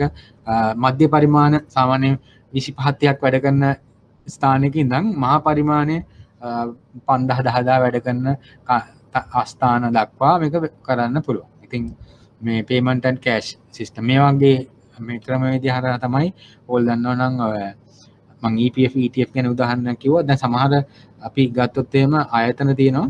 ඒගොල්ලෝ ගොඩාක් අමුද්‍රව්‍ය මිලදී ගන්න. අපි ගත්තොත් එහෙම උදාහරණයක් විදිහට ගමු මැලිබන් ආයතනය. මැලිබන් ආයතනය ඒගොල්ලන්ගේ බිස්කට් වෙන්න පුළුවන් නැත්නම් වෙනත් චොක්ලට් වෙන්න පුළුවන්. චොක්ලට් ආශ්‍රිත නිෂ්පාදනය වෙන්න පුළුවන්. මේවා කොකෝවා ගන්න ඕනේ, එක එක ಜಾති පිටි ගන්න ඕනේ, මුංගට ගන්න ඕනේ, සමපෝෂ වගේ ඒවා නේද? මේ වගේ අයිටම් ගත්තොත් එහෙම 100 ගාණක් තියෙනවා අයිටම්ස්. ස්ටොක්ස් තියා ගන්න. හරි. එතකොට ඒ සප්ලයර්ස්ලා ඉන්නවා. ඒ සප්ලයර්ස්ලාට ඒ ක්‍රෙඩිට් පීරියඩ් එකක් ඒගොල්ලන්ට ලබා දෙන්න. මේගොල්ලන්ට චෙක්ස් යවන්න ඕන වෙලාවට. මේ මේක ගිනුම් තියෙනවා නම් අවශ්‍ය තොරතුරු ටික මේ PCM මැනේජ්මන්ට් සිස්ටම් එකට දුන්නම බැංකුව ආපහු මේ සමාගම ඒ සප්ලයර්ස් මැනේජ් කරන්න පේමන්ට් මැනේජ් කරන්න සේවකයන් තියාගන්න ඕනේ බැංකුවෙන් ඒ කටයුතු කරනවා. එතකොට OD එකේ එහාට මෙහාට වුණා නම් ඔයගොල්ලන්ගේ OD එක මදි පොඩ්ඩක් වැඩි කරගන්න ඕනේ. ඒතකොට ඒ OD එක මේක තමයි අර මම කිව්වේ අර මහා පරිමාණයේ සමාගම් වල ආයතනික අංශය හරහා තමයි ඒකටම එකතු වෙච්ච කෑල්ලක් විදිහට මේක ක්‍රියාත්මක කරන්න පුළුවන් වැඩි වශයෙන්ම ඒ ට්‍රාන්සැක්ෂනල් බැංකින් ඒ වගේ PCM කියන එක අර කුඩා ව්‍යාපාරිකයන් මධ්‍යම ප්‍රමාණ ව්‍යාපාරිකයන්ටත් දෙන්න පුළුවන්. නමුත් බහුතරයක් 90ක් විතර මේක සම්බන්ධ වෙන්නේ ගොඩක් වෙලාවට මේ ආයතනික බැංකුකරණයත් එක්ක අත්වල් බැඳගෙන යන බැංකු කරන සේවාවක් විදිහට තමයි මේක සලකන්න පුළුවන්. එකත් එක්ක මේ එකට එක යන බැංකු කරන සේවාවන් විදිහට තමයි සලකන්න පුළුවන්. ඒතර අපි ද්‍රවශීලතා කළමනාකරණය කියලා කිව්වේ අර අරගොල්ලන්ගේ සප්ලයර්ස්ලට මේ වගේ මැලිබන් වගේ සප්ලයර්ස්ලට ඒ මුදල් ප්‍රවාහය නියමාකාරයෙන් එකතු කරගන්නත් පුළුවන්. ඒක ඒ අනුව තමන්ගේ බැංකුව අයිරාවල යම්කිසි ගැටලුවක් තියෙනවනේ ඒ පිළිබඳව ඒ කළමනාකරණය කරන්න එකතු කිරීමේ ප්‍රශ්නයක් තියෙනවා. ඔයගොල්ලන්ට අපි කතා කරන්නේ ෆැක්ටරින් නේද? ඒගොල්ලන්ගේ ණයට දීපු කට්ටියවත් මැනේජ් කරන්න පුළුවන් මේක හරහා. ෆැක්ටරින් සර්විස් එකටත් සමාන සේවාවක් මේ PCM මැනේජ්මන්ට් එක හරහා දෙන්න පුළුවන්. ඔයගොල්ලන් දන්නවා එතකොට ඒගොල්ලන්ගේ අමුද්‍රව්‍ය තොග කළමනාකරණය කිරීමට අවශ්‍ය කරන ගනුදෙනු කරනවා. සැපයුම් කරුවන්වත් කළමනාකරණය කරනවා බැංකුව හරහා. ඒගොල්ලන්ගේ ගෙවීම් සිදු කරනවා. ඒ වගේම මැලිබන් ඊට පස්සේ ඒගොල්ලන්ගේ භාණ්ඩ නිෂ්පාදනය කරලා විකුණනවානේ ඒගොල්ලන්ගේ ඩිස්ට්‍රිබියුටර්ස්ලට නැත්නම් ඒ සෙලින් පොයින්ට්ස් වලට.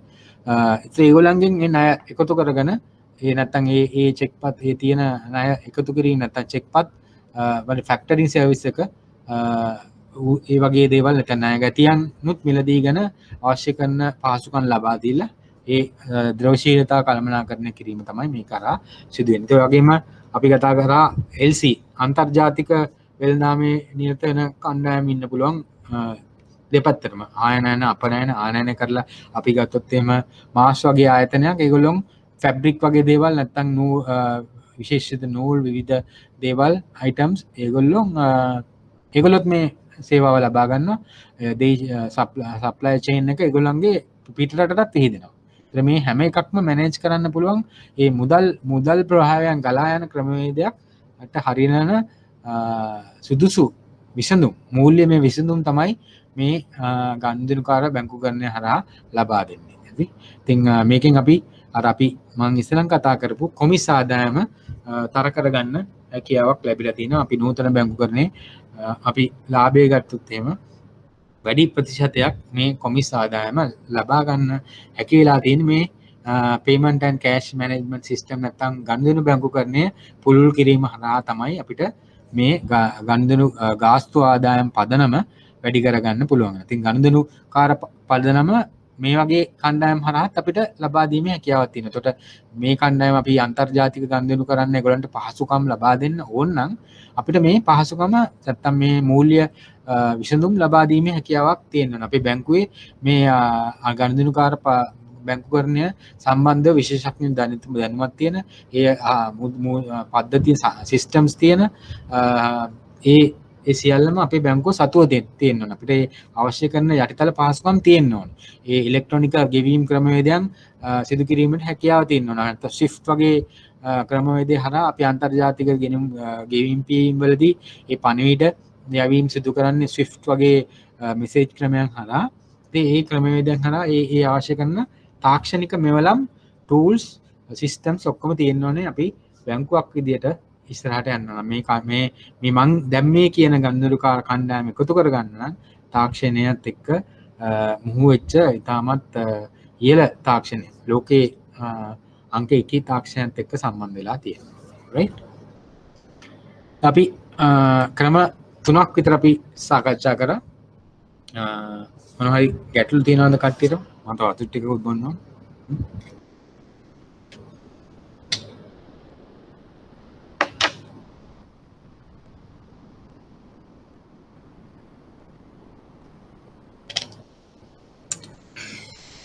අර තියාගන්න මේකෙන් අනිවාර්යයෙන්ම ප්‍රශ්නයක් එනවා. අනිත් එක තමයි ඔයගලන්ට මම එදත් කිව්වා මම මේ උගන්වපු සති 5-6දී ඔයගලන්ට ඒ ඒරියාවකින් අනිවාර්යයෙන්ම රචනා ප්‍රශ්න දෙකක් හෝ දෙකක් තුනක් අතර ප්‍රමාණයක් එනවා. නම් මේ අද උගන්වන කැලේකින් අනිවාර්යෙන් එකක් එනවා. හරි. ඉස්සරහන් ගන්න වලින් මාරුවේ මාරුවට තැන් කීපයකින් එක එක එනවා. ඒතකොට නැත්තම් දෙකක් හෝ තුනක් එන්න පුළුවන්. සමහර වෙලාවට තුනකුත් එන වෙලාවල් තියෙනවා. කෙටි ප්‍රශ්න වලින් ප්‍රශ්න 5ක් විතරත් අනිවාර්යෙන් මෙන්න මේක හරියට කරගත්තොත් ඕගොල්ලෝ මේ මොලේ කල්පනා කරලා ගොඩ දාගන්න පුළුවන්. අනිත් නෝට්ස් ගන්න කොහොමද කියලා කියලා දෙන මේ PowerPoint එකත් නෝට් එකක්. ඊට අමතරව ඔයගලන්ට වෙනම නෝට්ස් ටිකක් ඔයගලන්ට මේ සතියේ ලැබෙන්න සලස්වයි. හරි.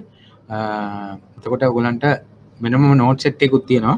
මේ PowerPoint එකත් ඔයගලන්ට මම හිතන්නේ පාවිච්චි කරන්න පුළුවන්. ඊට අමතරව තව නෝට් සෙට් එකකුත් එනවා.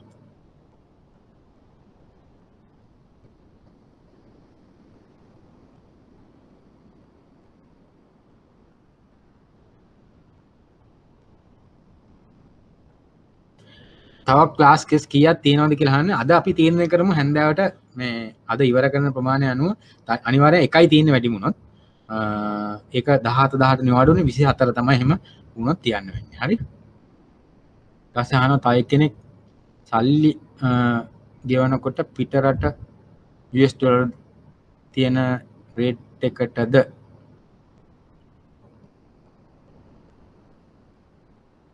පැහැදිලි නෑ. ප්‍රශ්නේ අපව ටිකක් අපව පැහැදිලි වෙවන්න ශිවන්ති. හරි මම ඊළඟ සැරේ උතුම් හරි. අපව ප්‍රශ්න පැහැදිලිව ලියන්න. right. අපි ඊළඟට කොටසට යමුකෝ.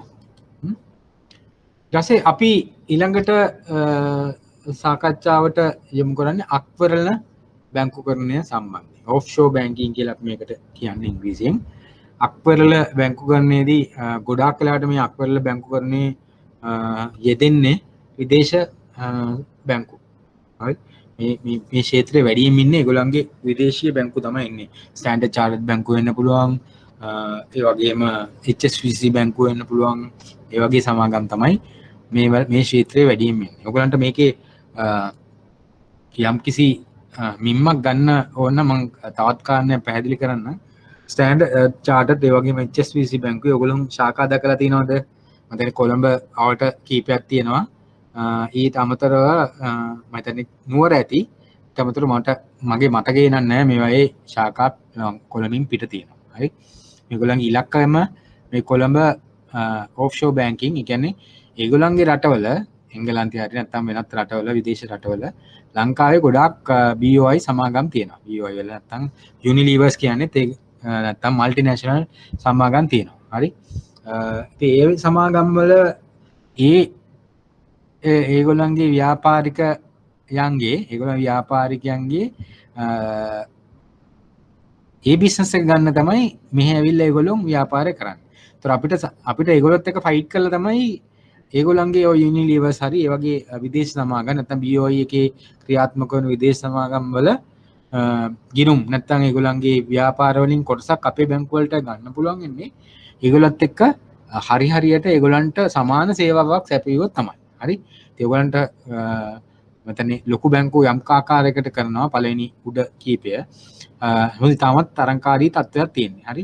මේ අපි ඔය කියපු ඉස්සරහන් ට්‍රාන්සැක්ෂනල් බැංකින් කියන එක හොඳටම තියෙනවා. හරි. එහෙම වුණොත් තමයි මේ ඔෆ්ෂෝර් බැංකින් කියන එකේ ඒගොල්ලන්ගේ ව්‍යාපාරය අපිට ලබා ගන්න පුළුවන් වෙන්නේ. හරි. එතකොට දැන් මේකෙදි වැඩියෙන්ම අපි සලකන්නේ ඔෆ්ෂෝර් බැංකින් යටතේ මේ BOI සමාගම BOI ආයතනයේ ලියාපදිංචි සමාගම්. හරි. මේ ගොඩක් වෙලාවට විදේශ විනිමයෙන් තමයි ගනුදෙනු කරන්නේ. US ඩොලර් වලින් තමයි ගනුදෙනු කරන්නේ.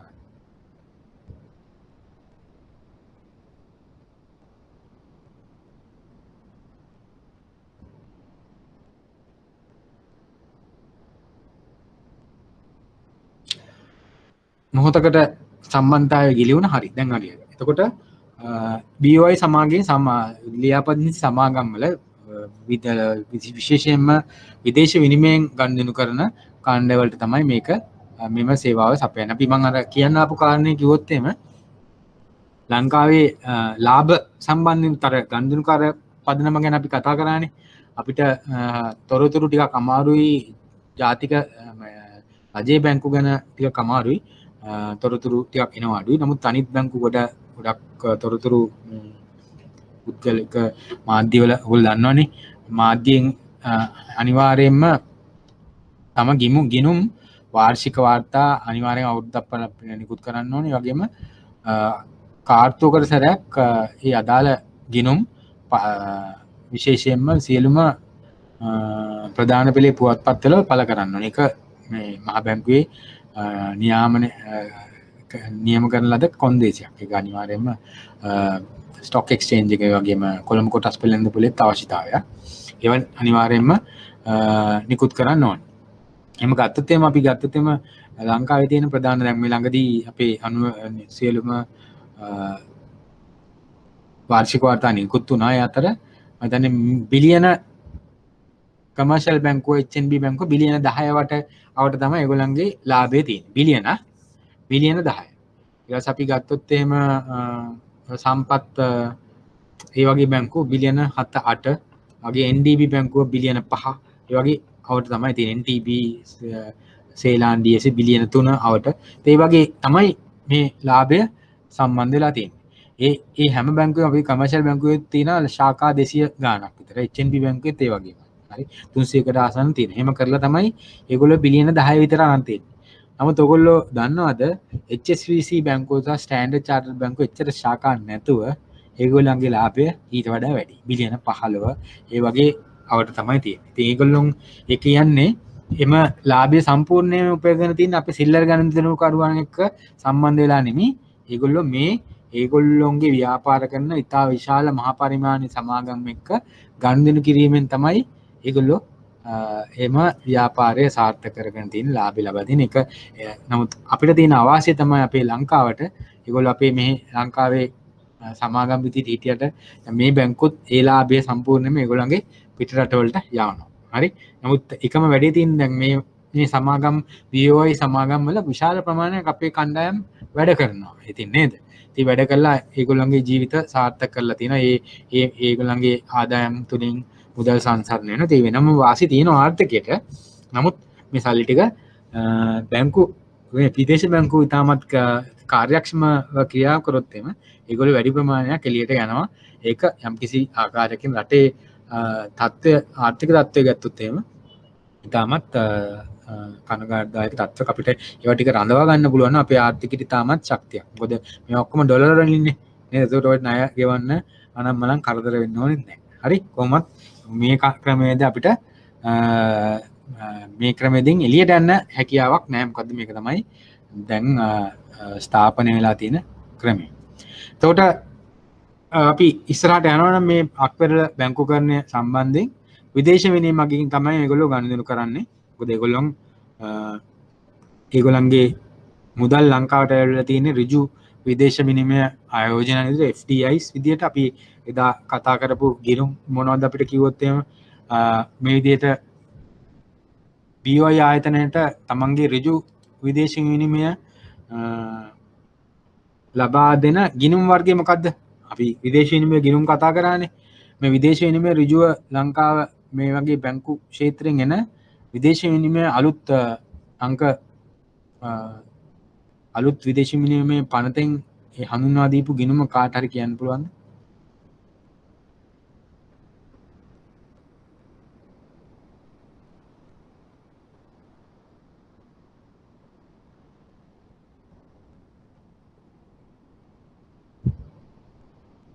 අපි මතක් කරමු foreign currency personal account, foreign currency business account. තව අපි ප්‍රධාන ගිණුම් කීපයක් ඉගෙන ගත්තා. ඒවා මතක තියාගන්න.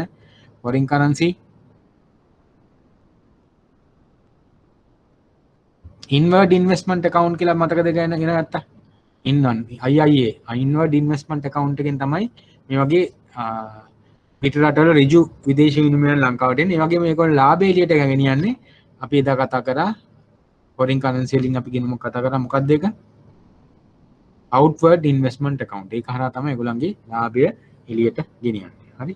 මේ පිළිබඳවත් පොඩි මතක් කිරීමක්. ගයිඩ් බුක් එකක් ගන්න තියෙනවද කියලා අහනවා.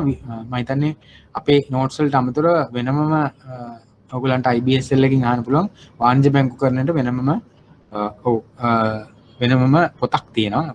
ඒකත් ඔයගලන්ට ලබා ගැනීම හැකියාවක් තියෙනවා. මිලදී ගන්න ඕනේ. ඔයගලන්ට මෙහෙන් තියෙන බුක් ෂොප් එකට ආවොත් ඒක ගන්න පුළුවන්.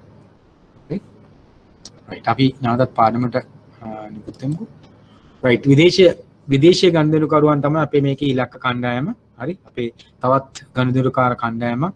එතකොට ඍජු විදේශ ආයෝජනයෙන් දිරිමත් කරනවා. එතකොට මේ වගේ ක්‍රමවේදයක් කරා තමයි අපිට foreign direct investment අපිට වැදගත් වෙනවා. අපේ රට දියුණු කරන්න ආයෝජනයන් දිරිමත් කරන්න මේක අවශ්‍ය වෙනවා. ඒ සඳහා මම හිතන්නේ රජයත් විශාල කාර්යභාරයක් කරන්න ඕනේ. ඒකට කාර්යභාරය කරනදී ලංකාවට එන්නේ නිකන් ඇවිල්ලා යන්න අපිට ආදරයට එනවා නෙමෙයි. ඒක ලාභ ඉපීමේ පරමාර්ථයෙන් ඉන්නේ. එතකොට අපිට ඒගොල්ලන්ගේ රටේ මේ ව්‍යාපාරය කරනවට වඩා මේ රටේ ව්‍යාපාරය කරලා ඒගොල්ලන්ට ප්‍රතිලාභ තමන්ගේ රටට ගෙන යෑමේ පහසුකම සලසලා දෙන්න. එතකොට ඒ රටේට වඩා මෙහි අපිට හැකියාව තියෙන ඕන රජයට බදු සහන ලබා දෙන්න. ඒ අද්දාන් ලබා දීලා අපේ විදේශ විනිමය සාමාන්‍යයෙන් නම් ඇතුළේ තියෙන විදේශ විනිමය එළියට යන්නේ ගලා යෑමේ ක්‍රමවේද ඉතාමත් තර කරලා තියෙන්නේ. ඒවත් එක්ක තමයි ඔය ආනයන සීමාව පනවලා තියෙන්නේ. ඒ වගේ රෙගුලාසිත් එක්ක වැඩ කරන්න මේ වගේ සමාගම් කැමති වෙන්නේ නැහැ. හරි ඒගොල්ලන්ට ඒගොල්ලන්ගේ නිදහසේ ඒගොල්ලන්ගේ රටේ හිටියා වගේ මේ US ඩොලර් ඒගොල්ලන්ගේ මේ විදේශී විනිමයෙන් ගනුදෙනු කිරීමේ හැකියාව ලබා දෙන්න. ඒතර ඒකට හරියන්න ලිහිල් ප්‍රතිපත්ති විදේශී විනිමය රෙගුලාසි අපේ විනිමය පාලකයට රජයේ මම හිතන්නේ මූල්‍ය ෆයිනෑන්ස් මිනිස්ට්‍රි ට්‍රෙෂරි එකෙන් ඒ අවශ්‍ය කරන රෙගුලාසි හඳුන්වලා දෙන්න ඕනේ. එහෙම වුණොත් තමයි මේක ක්‍රියාත්මක වෙන්නේ. එහෙම වුණොත් තමයි අපිට මේ රට දියුණු කරන්න වෙන්නේ. අපි පුළුවන් වෙන. අපි ගත්තොත් එහෙම මේ කලාපේ රටවල් ගොඩක් විදේශ විනිමය ආකර්ෂණය වෙන දැන් චීනය වුණත් ඒ වගේ ඒගොල්ලොන් විවෘත ආර්ථිකය හඳුන්වා දීමත් සමගම ඒ සියල්ලම කරා. ඒ වගේ ඒ හින්දා තමයි Apple සමාගම ඒ වගේම වෙනත් විශේෂයෙන්ම ඇමරිකාවේ තිබිච්ච විශාල සමාගම් මේ පැත්තට ආකර්ෂණය කරගත්තේ ඒ විදිහට. ඉතින් අපිටත් හැකියාව තියෙන්න ඕනේ ඒවා ආකර්ෂණය කරගන්න අපේ ලිහිල් විදේශ විනිමය ප්‍රතිපත්ති. ඉතින් මේ වගේ ක්‍රමවේදයක් තිබුණොත් තමයි අපිට පුළුවන් වෙන්නේ මේ කණ්ඩායම එකතු කරගන්න. ඉතින් මේ වගේ අක්වැරල බැංකුකරණය පවතින්න නම් ඒ සාර්ථකව ක්‍රියාත්මක කරගන්න නම් අපිට අපේ රටේ තුළ තියෙන තත්ත්වයන් අපිට කළමනාකරණය කරගන්න වෙනවා. ඉතා විශේෂයෙන්ම මේ සඳහා රජය මං ඉස්සෙල්ලා කිව්වා වගේ විශේෂ කාර්යභාරයක් කරන්න ඕනේ. ඉතින් දේශපාලන ස්ථාවරභාවය තියෙනවා. ඉතින් අපිට යම් කාලයක්ම දැන් මේ දේශපාලන ස්ථාවරභාවය පිළිබඳව ගැටලු සහගත තත්ත්වයක් තියෙනවා. ඉතින් මේක යටතේ තමයි මේ අපිට ඍජු විදේශ විනිමයන් ලබා ගැනීමේ හැකියාව යම් තාක් දුරකට අපිට යම් බාධා ඇතිලා තියෙනවා. ඉතින් අපේ වගේම ස්ථාවර ප්‍රතිපත්ති සහ නීති සම්පාදනය එක වෙලාවකට ආනයන සීමා කරනවා, තව වෙලාවකට ඒක ලිහිල් කරනවා, තව වෙලාවකට කියනවා අපි ආනයන සීමා කරලා තියෙන්නේ ඔයගොල්ලෝ ඕනනම් ඒකට අලුතෙන් පර්මිට් එකක් අරගෙන මේවා ඉම්පෝර්ට් කරන්න පුළුවන්. මේ වගේ සංකීර්ණ තත්ත්වයන් ඇති කිරීම මම හිතන්නේ රටකට මේ වගේ මේ විශේෂයෙන්ම අක්වැරල බැංකුකරණය විදේශ ආයෝජකයන් ලංකාවට ගෙන්න ගැනීමේදී යම් ගැටලුකාරී තත්ත්වයන් ඇති කරන්න ඕන. මොකද මේ විදේශ සමාගම් වලට ඕන තරම් රටවල් තියෙනවා ඒගොල්ලන්ගේ ආයෝජන අරගෙන යන්න. හරි. අපි ගත්තත් අපේ පොපියුලේෂන් එක ගත්තත් අපි මිලියන 22ක වගේ පොපියුලේෂන් එකක් තියෙනවා. හරි. ඉතින් ලොකු මාකට් එකක් නුත් නැහැ. ඉතින් අපි මේක මේ කණ්ඩායම එන්න නම් ඒලන්ට ඒකට දිරිමත් වෙන ආකාරයට පහසුවෙන් කටයුතු කිරීමේ හැකියාවක් තියෙනවා. ඉතින් මම හිතන්නේ ගොඩක් වෙලාවට ඔය පෝට් සිටි එක හරහා ඒ විශේෂ මූල්‍යමය මධ්‍යස්ථානයක් පිහිටීමේදී මේ කරුණු කාරණා පිළිබඳව සාකච්ඡා වෙලා තියෙනවා. මම හිතන්නේ මේ පිළිබඳව දැනට නීති සම්පාදනය වේගෙන යනවා. මම හිතන්නේ ඒක තමයි මේකේ සංකල්පය එක දිගුවක් විදිහට අපිට සලකන්න පුළුවන් මේ පෝට් සිටි එකට ඒගොල්ලන්ගේ නීති රාමුව ගොඩක් වෙලාවට රටේ තියෙන නීති රාමුවට වඩා වෙනස් වෙයි. ඉතින් ගොඩක් වෙලාවට මේ පිළිබඳව රටේ සාකච්ඡාවක් තියෙනවා ඒකට පරිබාහිරව. නමුත් මේ වගේ දේවල් නොකරොත් මේ රට හැමදාම එකම තත්ත්වයේ තියාගන්න. ඉතින් මේ හිතන්නේ ඔයගොල්ලෝ අනාගත පරපුර නියෝජනය කරන කණ්ඩායම ඔයගොල්ලන්ගේ මතවාදයක් ඊට සමාන්තරව තියෙනවා. ඉතින් ඔයගොල්ලන්ටත් ඉබේ පිළිබඳව අදහස් තියෙන්න ඕනේ. මේවා කරන්නේ ඔව් යම්කිසි ආකාරයකට ස්වාධීනත්වය පිළිබඳව ගැටලුවක් එනවා. නමුත් ඒවා අපි හැම එකක්ම බැලන්ස් එකක් තියෙන්න ඕනේ. සමතුලිත කිරීමේ හැකියාවක් තියෙන්න ඕනේ. නැත්තම් දියුණු වෙන්න බෑ. හරි? ඒකයි පණිවිඩය. ලිහිල් විදේශ විනිමය පාලන ක්‍රමය මම ඉස්සෙල්ලා කිව්වා වගේ එක එක වෙලාවට වෙනස් වෙන ක්‍රමවේදයන් තියෙන්න බෑ. ඒ වගේම ඉලෙක්ට්‍රොනික ගෙවීම් සුලභව පැවතීම අපි ඉස්සෙල්ලා කතා කරා. ඉස්සෙල්ලා පාඩමක ගෙවීම් ක්‍රම පිළිබඳවම සාකච්ඡා කරා. ප්‍රධාන මතකද ප්‍රධාන ගෙවීම් ක්‍රම දෙක තුනක් මතක් කරන්න පුළුවන්ද කාට හරි?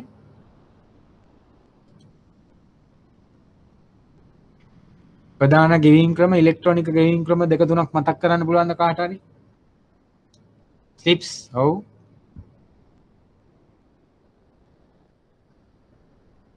සෙෆ්ට් RPGS RTGS සෙෆ්ට් එකත් අපි ස්පෙල් කරන්නේ CEFT Common Electronic Fund Transfer. හරි? RTGS හරි? right SWIFT SSS හරි කට්ටියට මතකයි very good I'm happy. ඉලෙක්ට්‍රොනික අන්නේ කියපු මං කියපු ඉලෙක්ට්‍රොනික ගෙවීම් සුලභව පවතින ඒ යටිතල පහසුකම් ලංකාවේ තියෙනවා.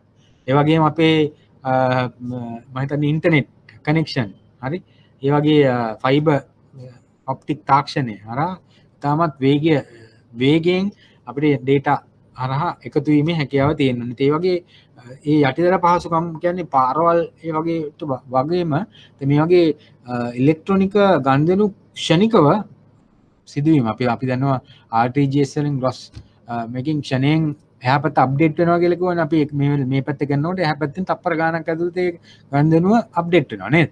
ඒ තාක්ෂණයට මම හිතන්නේ මේ විශේෂයෙන්ම ටෙලිකමියුනිකේෂන් ඒ තාක්ෂණය තොරතුරු තාක්ෂණය ගොඩාක් ඉවහල් වෙනවා. ඒවට පිළිබඳ අවශ්‍ය කරන ආයෝජනයන් රට ජාතික වශයෙන් අපි මේ රටක් විදිහට කරලා තියෙනවා. ගොඩක් ඒ පිළිබඳව දිනුවක් තියෙනවා. අපේ ඩයලොග් සමාගම හිතන්නේ බංග්ලාදේශෙන්නුත් ඒ හරහා ගොඩක් සේවාවන් සපයන තියෙනවා. අන්තර්ජාතිකව අපේ සමාගම් ඉතාමත් විශාල වශයෙන් ක්‍රියාත්මක වෙනවා. ඉතින් නමුත් මේවා ගොඩාක් දියුණු කරගන්න ඕනේ.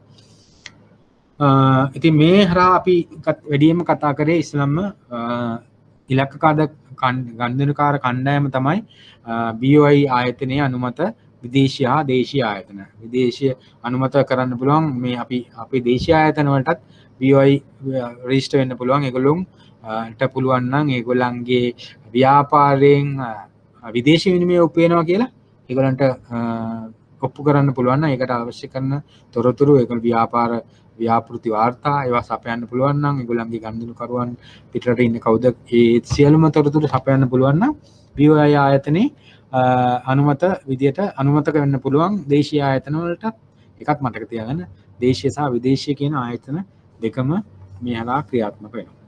හරි? ඉතින් මේ කාරණා මතක තියාගන්න.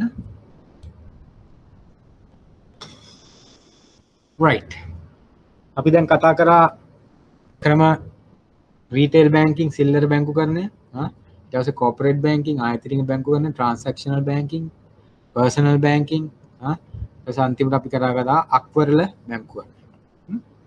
ඒ හරහා අපි අක්වරල හරහා අපි අපේ ප්‍රධාන කණ්ඩායම තමයි අක්වරලලා සම්බන්ධ කරගන්න උත්සාහ කරන්නේ විදේශීය විනිමයෙන් ගනුදෙනු කරන කණ්ඩායම. දැන් මේකේ තවත් වාසියක් තියෙනවා මේ විදේශ විනිමයෙන් ගනුදෙනු කරන කණ්ඩායමක් ඉන්නවා නම් අපිට විදේශ විනිමය බැංකුව ඇතුළට එනවා. මුදල් ප්‍රවාහය ඇතුළට ශ්‍රී ලංකානු රුපීස් වලට අමතරව විදේශ විනිමය. ඒතර අපිට යම් පිරිවැයක් දාලා මේ පිරිවැයකින් සල්ලි වියදම් කරලා විදේශ විනිමය ලබා ගැනීම අවශ්‍යතාවයක් නැහැ. මොකද අපිට විදේශ විනිමය මුදල් ප්‍රවාහය ඇතුළෙම තියෙනවා. හරි? ට්‍රෙෂරි එකට මුදල් විදේශ විනිමය එනවා. ඒතර අපිට අර අපි කිව්වා වගේ අන්තර් බැංකු මූල්‍ය වෙළඳපොළට ගිහිල්ලා විදේශ විනිමය අපේ ගනුදෙනු තියෙනවා නම් පියවන්න. ඒවට අපි විදේශ විනිමය මිලදී ගන්න වෙනවනේ. මේ අන්තර් බැංකු වෙළඳපොලේ. නැත්නම් අපි වෙනත් ණය රේඛාවන් ක්‍රෙඩිට් ලයින් තියාගන්න ඕනේ විදේශ විනිමය තියාගන්න. මොකද අපිට අන්තර්ජාතික ගනුදෙනු කරන්න අපිට ඒකත් ඕනේ. හරි? එතකොට අපිට මේ අක්වරල බැංකුකරණයේ තවත් වාසියක් තමයි අපි අපේ පිරිවැය තවදුරටත් අඩු කරගන්න පුළුවන්. මොකද අපි පිරිවැයක් දරලා විදේශ විනිමය බැංකුව ඇතුළට ගන්න ඕනේ නැහැ. හරි. ඒ වගේ කරුණු පොඩ්ඩක් ඔළුවට දාගන්න. හරි. right. මේ ජගත් බැංකුකරණය යටතේ අපි වැඩිම සාකච්ඡා කරන්නේ අපි සමූහ ව්‍යාපාරයක් විදියට. සමූහ ව්‍යාපාරයක් විදියට කොහොමද බැංකුව පරිවර්තනය වෙලා තියෙන්නේ? ඒක අපි කිව්ව සාම්ප්‍රදායික වාණිජ බැංකුකරණයෙන් පරිබාහිරව යම් යම් වෙනත් බැංකුකරණ සේවාවන් වල බැංකුව යෙදෙනවා. හරි. එතකොට යුනිවර්සල් බැංකුකරණය නැත්නම් ජගත් බැංකුකරණය කියලා ඔයගලන්ට කියනකොටම ඔයගලන්ට පුළුවන් වෙන්න ඕනේ මේක හැඳින්වීමක් කරනවා නම් ඔයගලන්ට සාම්ප්‍රදායික බැංකුකරණය අපි මූල්‍ය අතරමැදිකරණයනේ ක්‍රියා කර වාණිජ බැංකුකරණයෙන් ක්‍රියාත්මක කරන්නේ නේද? විශේෂයෙන්ම අපි මේතන ලියලා තියෙනවා සාම්ප්‍රදායික බැංකු සේවා තැන්පතු හා ණය වත්කම් කරණයනේ ප්‍රධාන ඒ මූල්‍ය අතරමැදිකරණය හරහා කෙරෙන්නේ. මේක තමයි අපේ ප්‍රධාන වාණිජ බැංකුකරණයේ ව්‍යාපාරය. මේකට අමතරව කරන ව්‍යාපාර කීපයක් තමයි එහා පැත්තෙන් තියෙන්නේ. ඉතින් මූලික يعني ආයෝජන බැංකු සේවා, ඉන්වෙස්ට්මන්ට් බැංකින්. මේ හරහා අපිට ක්‍රියාත්මක වෙන්න පුළුවන් මූලික කොටස් නිකුතු සම්බන්ධයෙන් ක්‍රියාත්මක වෙන්න පුළුවන්.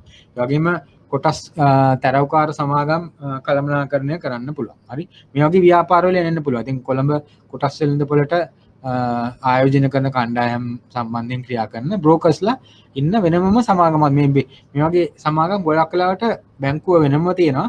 මේවා සබ්සිඩියරි එකක් විදිහට තමයි තියෙන්නේ. නැත්නම් ඇසෝසියේට් කම්පැනියක් විදිහට. හරි.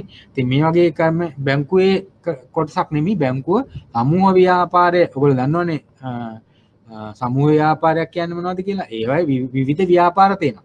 එතකොට වාණිජ බැංකුකරණය කියන්නේ එක ව්‍යාපාරය. ඒක තමයි ප්‍රධාන ව්‍යාපාරය. ඊට අමතරව මේ ආයෝජන බැංකුකරණය වෙනත් ව්‍යාපාරයක් විදිහට වෙනමම ව්‍යාපාරයක් විදිහට ක්‍රියා කරනවා. ඒ කරා කරන ප්‍රධාන ක්‍රියාවලිය තමයි මූලික කොටස් නිකුත් කිරීම. ඒ වගේම කොටස් තරවකාර සමාගමක් විදිහට ක්‍රියාත්මක කිරීම. ඒ වගේම ද්විතීක අපි ගත්තොත් එimhe මූල්‍ය වෙළඳපොලේ ඔය අපි ගත්තොත් එimhe දීප රාජ්‍ය සුරකම් වල ගැන ඒ ද්විතීය ගණුම් තරවකාරයෙක් විදිහට ක්‍රියා කරනවා. ඒවා අපිට ඕනනම් ඒගොල්ලොන් හරහා අපිට ඒවා රාජ්‍ය සුරකම් අත්පත් කර ගැනීම හැකියාවක් තියෙනවා. අපිට ආයෝජන කිරීමේ හැකියාවක් තියෙනවා. හරි. ඉතින් ඒක මේ බැංකුවක ක්‍රියාත්මක කරන ඉන්වෙස්ට්මන්ට් බැංකින් ආර්ම් එකත් එක්කෙන් තමයි ක්‍රියාත්මක වෙන්නේ. අපි මූලික කොටස් නිකුත් දැන් ගොඩාක් කලාවට අඩාල වෙලා තියෙනවා. අපි ගත්තොත් එimhe අවසානයේ මට මගේ මතකයට එන්නේ ඔඩෙල් ආයතනය. ඔඩෙල් ආයතනය ඔයගොල්ලෝ දන්න විදිහට ඔටාලා කියන මහත්මියට තමයි අයිතිලා තිබුණේ. එයා ඒ සම්පූර්ණ ආයෝජනයම soft logic එකට විකුණුවා. හරි. යම්කිසි කොටසක් එයා ගාව තියෙනවා. 10%ක වගේ කොටසක් මගේ මතකයට 90%ක කොටස් එයා ඒක නිකුත් කරන්න ඉස්සෙල්ලා කොළඹ කොටස් වෙළඳපොලේ මූලික කොටස් නිකුතුවක් කරා. ඊට පස්සේ soft logic එක තමයි ඒකේ වැඩි ප්‍රමාණය මිලදී ගත්තේ. ඒතර ඒ වගේ මූලික කොටස් නිකුතුවක් ක්‍රියාත්මක කිරීම වගේ ක්‍රියාදාමය ඒක ක්‍රියාත්මක කරන්නේ ඉන්වෙස්ට්මන්ට් බැංකින් එක හරහා. ඊට පස්සේ දැන් අපි මේකේ කොටස් මමත් අරගත්ත කියමුකෝ මේ කොටස් නිකුතුවෙන්. එතකොට මේවා විකුණන්න වෙන්නේ තරවකාර සමාගමක් හරහා නේද? එතකොට තරවකාර සමාගමනොත් මේ වාණිජ බැංකුවල ඉන්වෙස්ට්මන්ට් බැංකින් ආර්ම් එකට සම්බන්ධ වෙච්ච කණ්ඩායම් ඉන්න හැම බැංකුවටම මේවා වෙනමම තියෙනවා. සම්පත් බැංකුවට තියෙනවා. ඒ වෙනත් බැංකුවල තියෙනවා. මේ වෙනමම ඒ ක්‍රියාත්මක කරන ආයතන විදිහට තරවකාර සමාගම් ක්‍රියාත්මක වෙනවා. ඉතින් ඒක තමයි විශේෂයෙන්ම ඔයගොල්ලන් ජගත් බැංකුකරණය හඳුන්වා දෙනවා නම් සාම්ප්‍රදාය බැංකුකරණය මේකයි කරන්නේ. ඒකට පරිවාරය සමූහ ව්‍යාපාරයක් විදිහට මේ ආයතනික බැංකුකරණය මේගොල්ලෝ ක්‍රියාත්මක කරන ආයෝජන මොනවද කරන්නේ? මූලික කොටස් නිකුතුව ඒ වගේ කටන් කරන්න පුළුවන්. ඒ වගේම රක්ෂණ සේවා වගේ සේවාවන් වලත් මේ වාණිජ බැංකු වලට පරිබාහිරව ප්‍රධාන ව්‍යාපාරයක් විදිහට තවත් බැංකු කීපයක්ම එය ක්‍රියාත්මක වෙනවා. අපි HNB උදාහරණ ගත්තා. HNB assurance. ඒගොල්ලන්ට ප්‍රශ්නකට ලියනකොට මේවා මේ උදාහරණත් එක්කම ලියන්න. එතකොට ඔයගොල්ලන්ට එකෙල්ලේ තමන්ගේ කරුණු ගොඩනගා ගන්න බැරි වුණොත් මේ උදාහරණය දැක්කමත් හරි ලකුණු දීමේ හැකියාවක් තියෙනවා. මම වෙනත් ප්‍රශ්න පත්‍ර මාක් කරන හින්දා මම ක්‍රියාත්මක වෙන්නේ විදිහට අඩු ගානේ උත්තරේ හරියට වචන වලින් ලියලා උත්තරේ පොඩ්ඩක් එහෙට මෙහෙට ගිහලා උදාහරණයක් එක්ක තිබුණොත් ඒත් හරිය අපිට ලකුණු ලබා දීමේ හැකියාවක් තියෙනවා. ඉතින් ඒක සමහර කට්ටිය ලකුණු දෙන්න පුළුවන් නැති වෙන පුළුවන්. නමුත් ඔයගොල්ලෝ මේ උදාහරණ හැමතිස්සෙම ලියන්න. ඉතින් ඒක රක්ෂණ තමයි. අපි මේ සාකච්ඡා කරන සමූහ ව්‍යාපාරයක් විදිහට මේක ක්‍රියාත්මක ආකාරය. ඒතර ප්‍රාරක්ෂණය කියලා කියන්නේ මේ බැංක් අෂුරන්ස්. මේක නම් හැබැයි බැංකුව ඇතුළෙම තියෙන ව්‍යාපාරයක් විදිහට තමයි ගොඩක් වෙලාවට යන්නේ. ප්‍රාරක්ෂණය කියලා කියන්නේ ගොඩක් වෙලාවට බැංකු සහ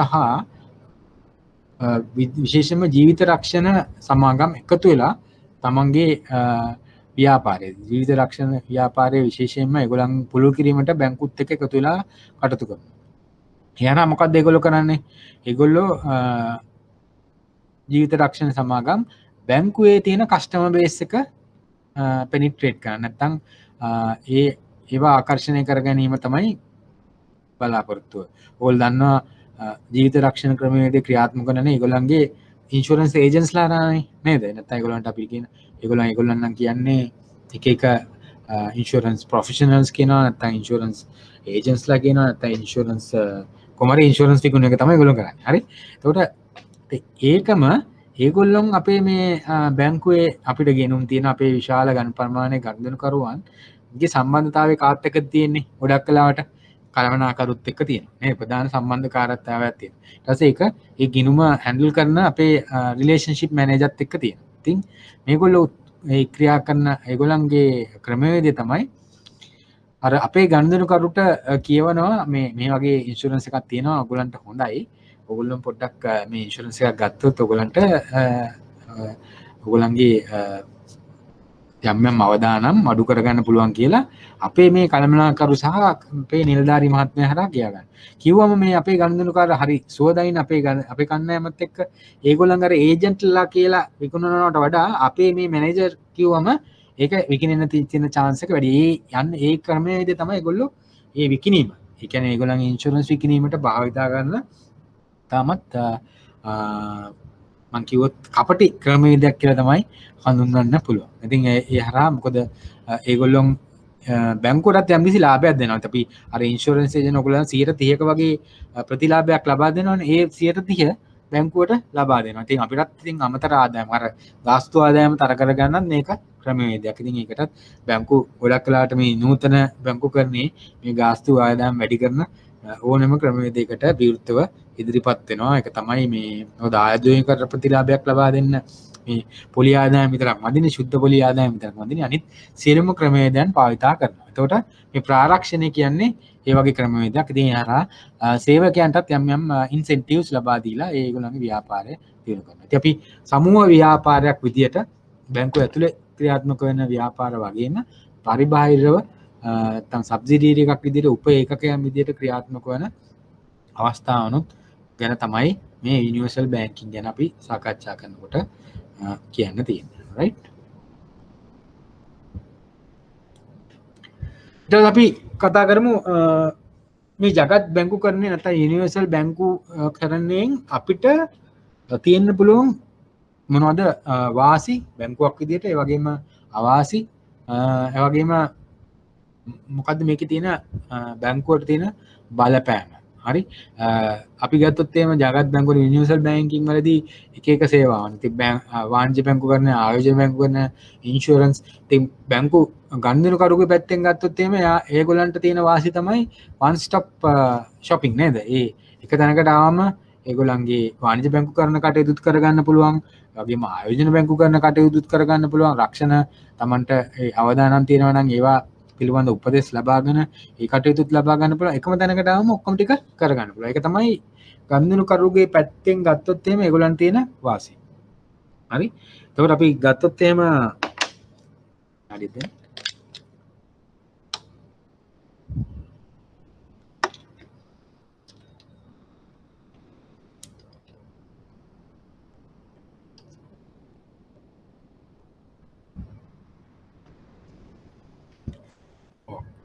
එතකොට බැංකුව පැත්තෙන් ගත්තොත් එහෙම අපිට පුළුවන් වෙලා තියෙනවා අපේ අවදානම් විවිධාංගීකරණය කරන්න. අපි එතකොට වාණිජ්‍ය බැංකුකරණයට විතරක් නෙමෙයි නිරාවරණය වෙන්නේ, වෙන වෙන අපිට ආයෝජන තියෙනවා. අපි බැංකුව වාණිජ්‍ය බැංකුවෙන් අපි මොහොතකට හිතමු ටිකක් මේ අවුල් වුණා කියලා අපි මොකක් හරි ක්‍රමවේදයක් කරා අක්‍රීය ණය අනුපාතය වැඩි වෙලා මූල්‍ය ව්‍යාපාරයේ යම්කිසි ආකාරයක ආබාධයක් ඇති වුණා කියලා තුමු. ඒ වෙලාවට අපිට අපේ තිබිච්ච සමූහ ව්‍යාපාරයේ තිබිච්ච ඉන්ෂුරන්ස් කම්පැනි නැත්නම් අපි ගත්තොත් එහෙම රක්ෂණ ව්‍යාපාරය හොඳින් සිදු වෙන්න පුළුවන්. ඒගොල්ලන්ගේ ලාභ වැඩි වෙන්න පුළුවන්. උදාහරණයක් ගත්තොත් එහෙම දැන් තියෙන තත්ත්වය හැටතේ දැන් රජයේ මැදිහත් වීම ගොඩාක් වැඩිනේ. වාණිජ්‍ය බැංකු කරණයට හරි. ඒතර තැන්පතු අපි පොලි අනුපාතේ ගොඩාක් අඩුවෙන් තියෙන්නේ. හරි. ඒ වගේම අපිට ණයක් දෙන්න බෑ වැඩි කරලා දෙන්න බෑ. මම ඉස්සෙල්ලා කිව්වනේ ඔයගලන්ට තැන්පතු සාමාන්‍ය AWTR එක 5.5 කියලා. එතකොට අපිට ණය දෙන්න කියනවා නිවාස ණය 107ට. අපේ මේ තියෙන සේවක සංඛ්‍යාවයි ආයෝජනයට ප්‍රතිලාභ ලබා දෙන්න ඒ 107 දුන්න 2.5කින් මුකුත් කරන්න බෑ. හරි. අඩුවානේ බැංකුවකට 3ත් 4ත් අතර ප්‍රමාණයක් පොඩි මාජින් එකක් තියෙන්න ඕනේ. බැංකුවක ලාභයක් ලබා දෙන්න අපිට බෝනස් දෙන්නත් එපා නේ. ඉතින් ඒ වගේ කරන්න 3ත් 4ත් අතර ප්‍රමාණයක් තියෙනවා. නමුත් මෙම ක්‍රමවේදය හරහා අපි දැන් තියෙන තත්ත්වය යටතේ තාමත් සුද්ධ පොලි අනුපාතය මොකද අපි දෙන්නේ පොලි තැන්පත්කරුවන්ගෙන් 5ට 5.5 අරගන්නවා දෙන්න වෙන්නේ 7ට 8ට විතර ලොකු අනුපාතයක් නැහැ.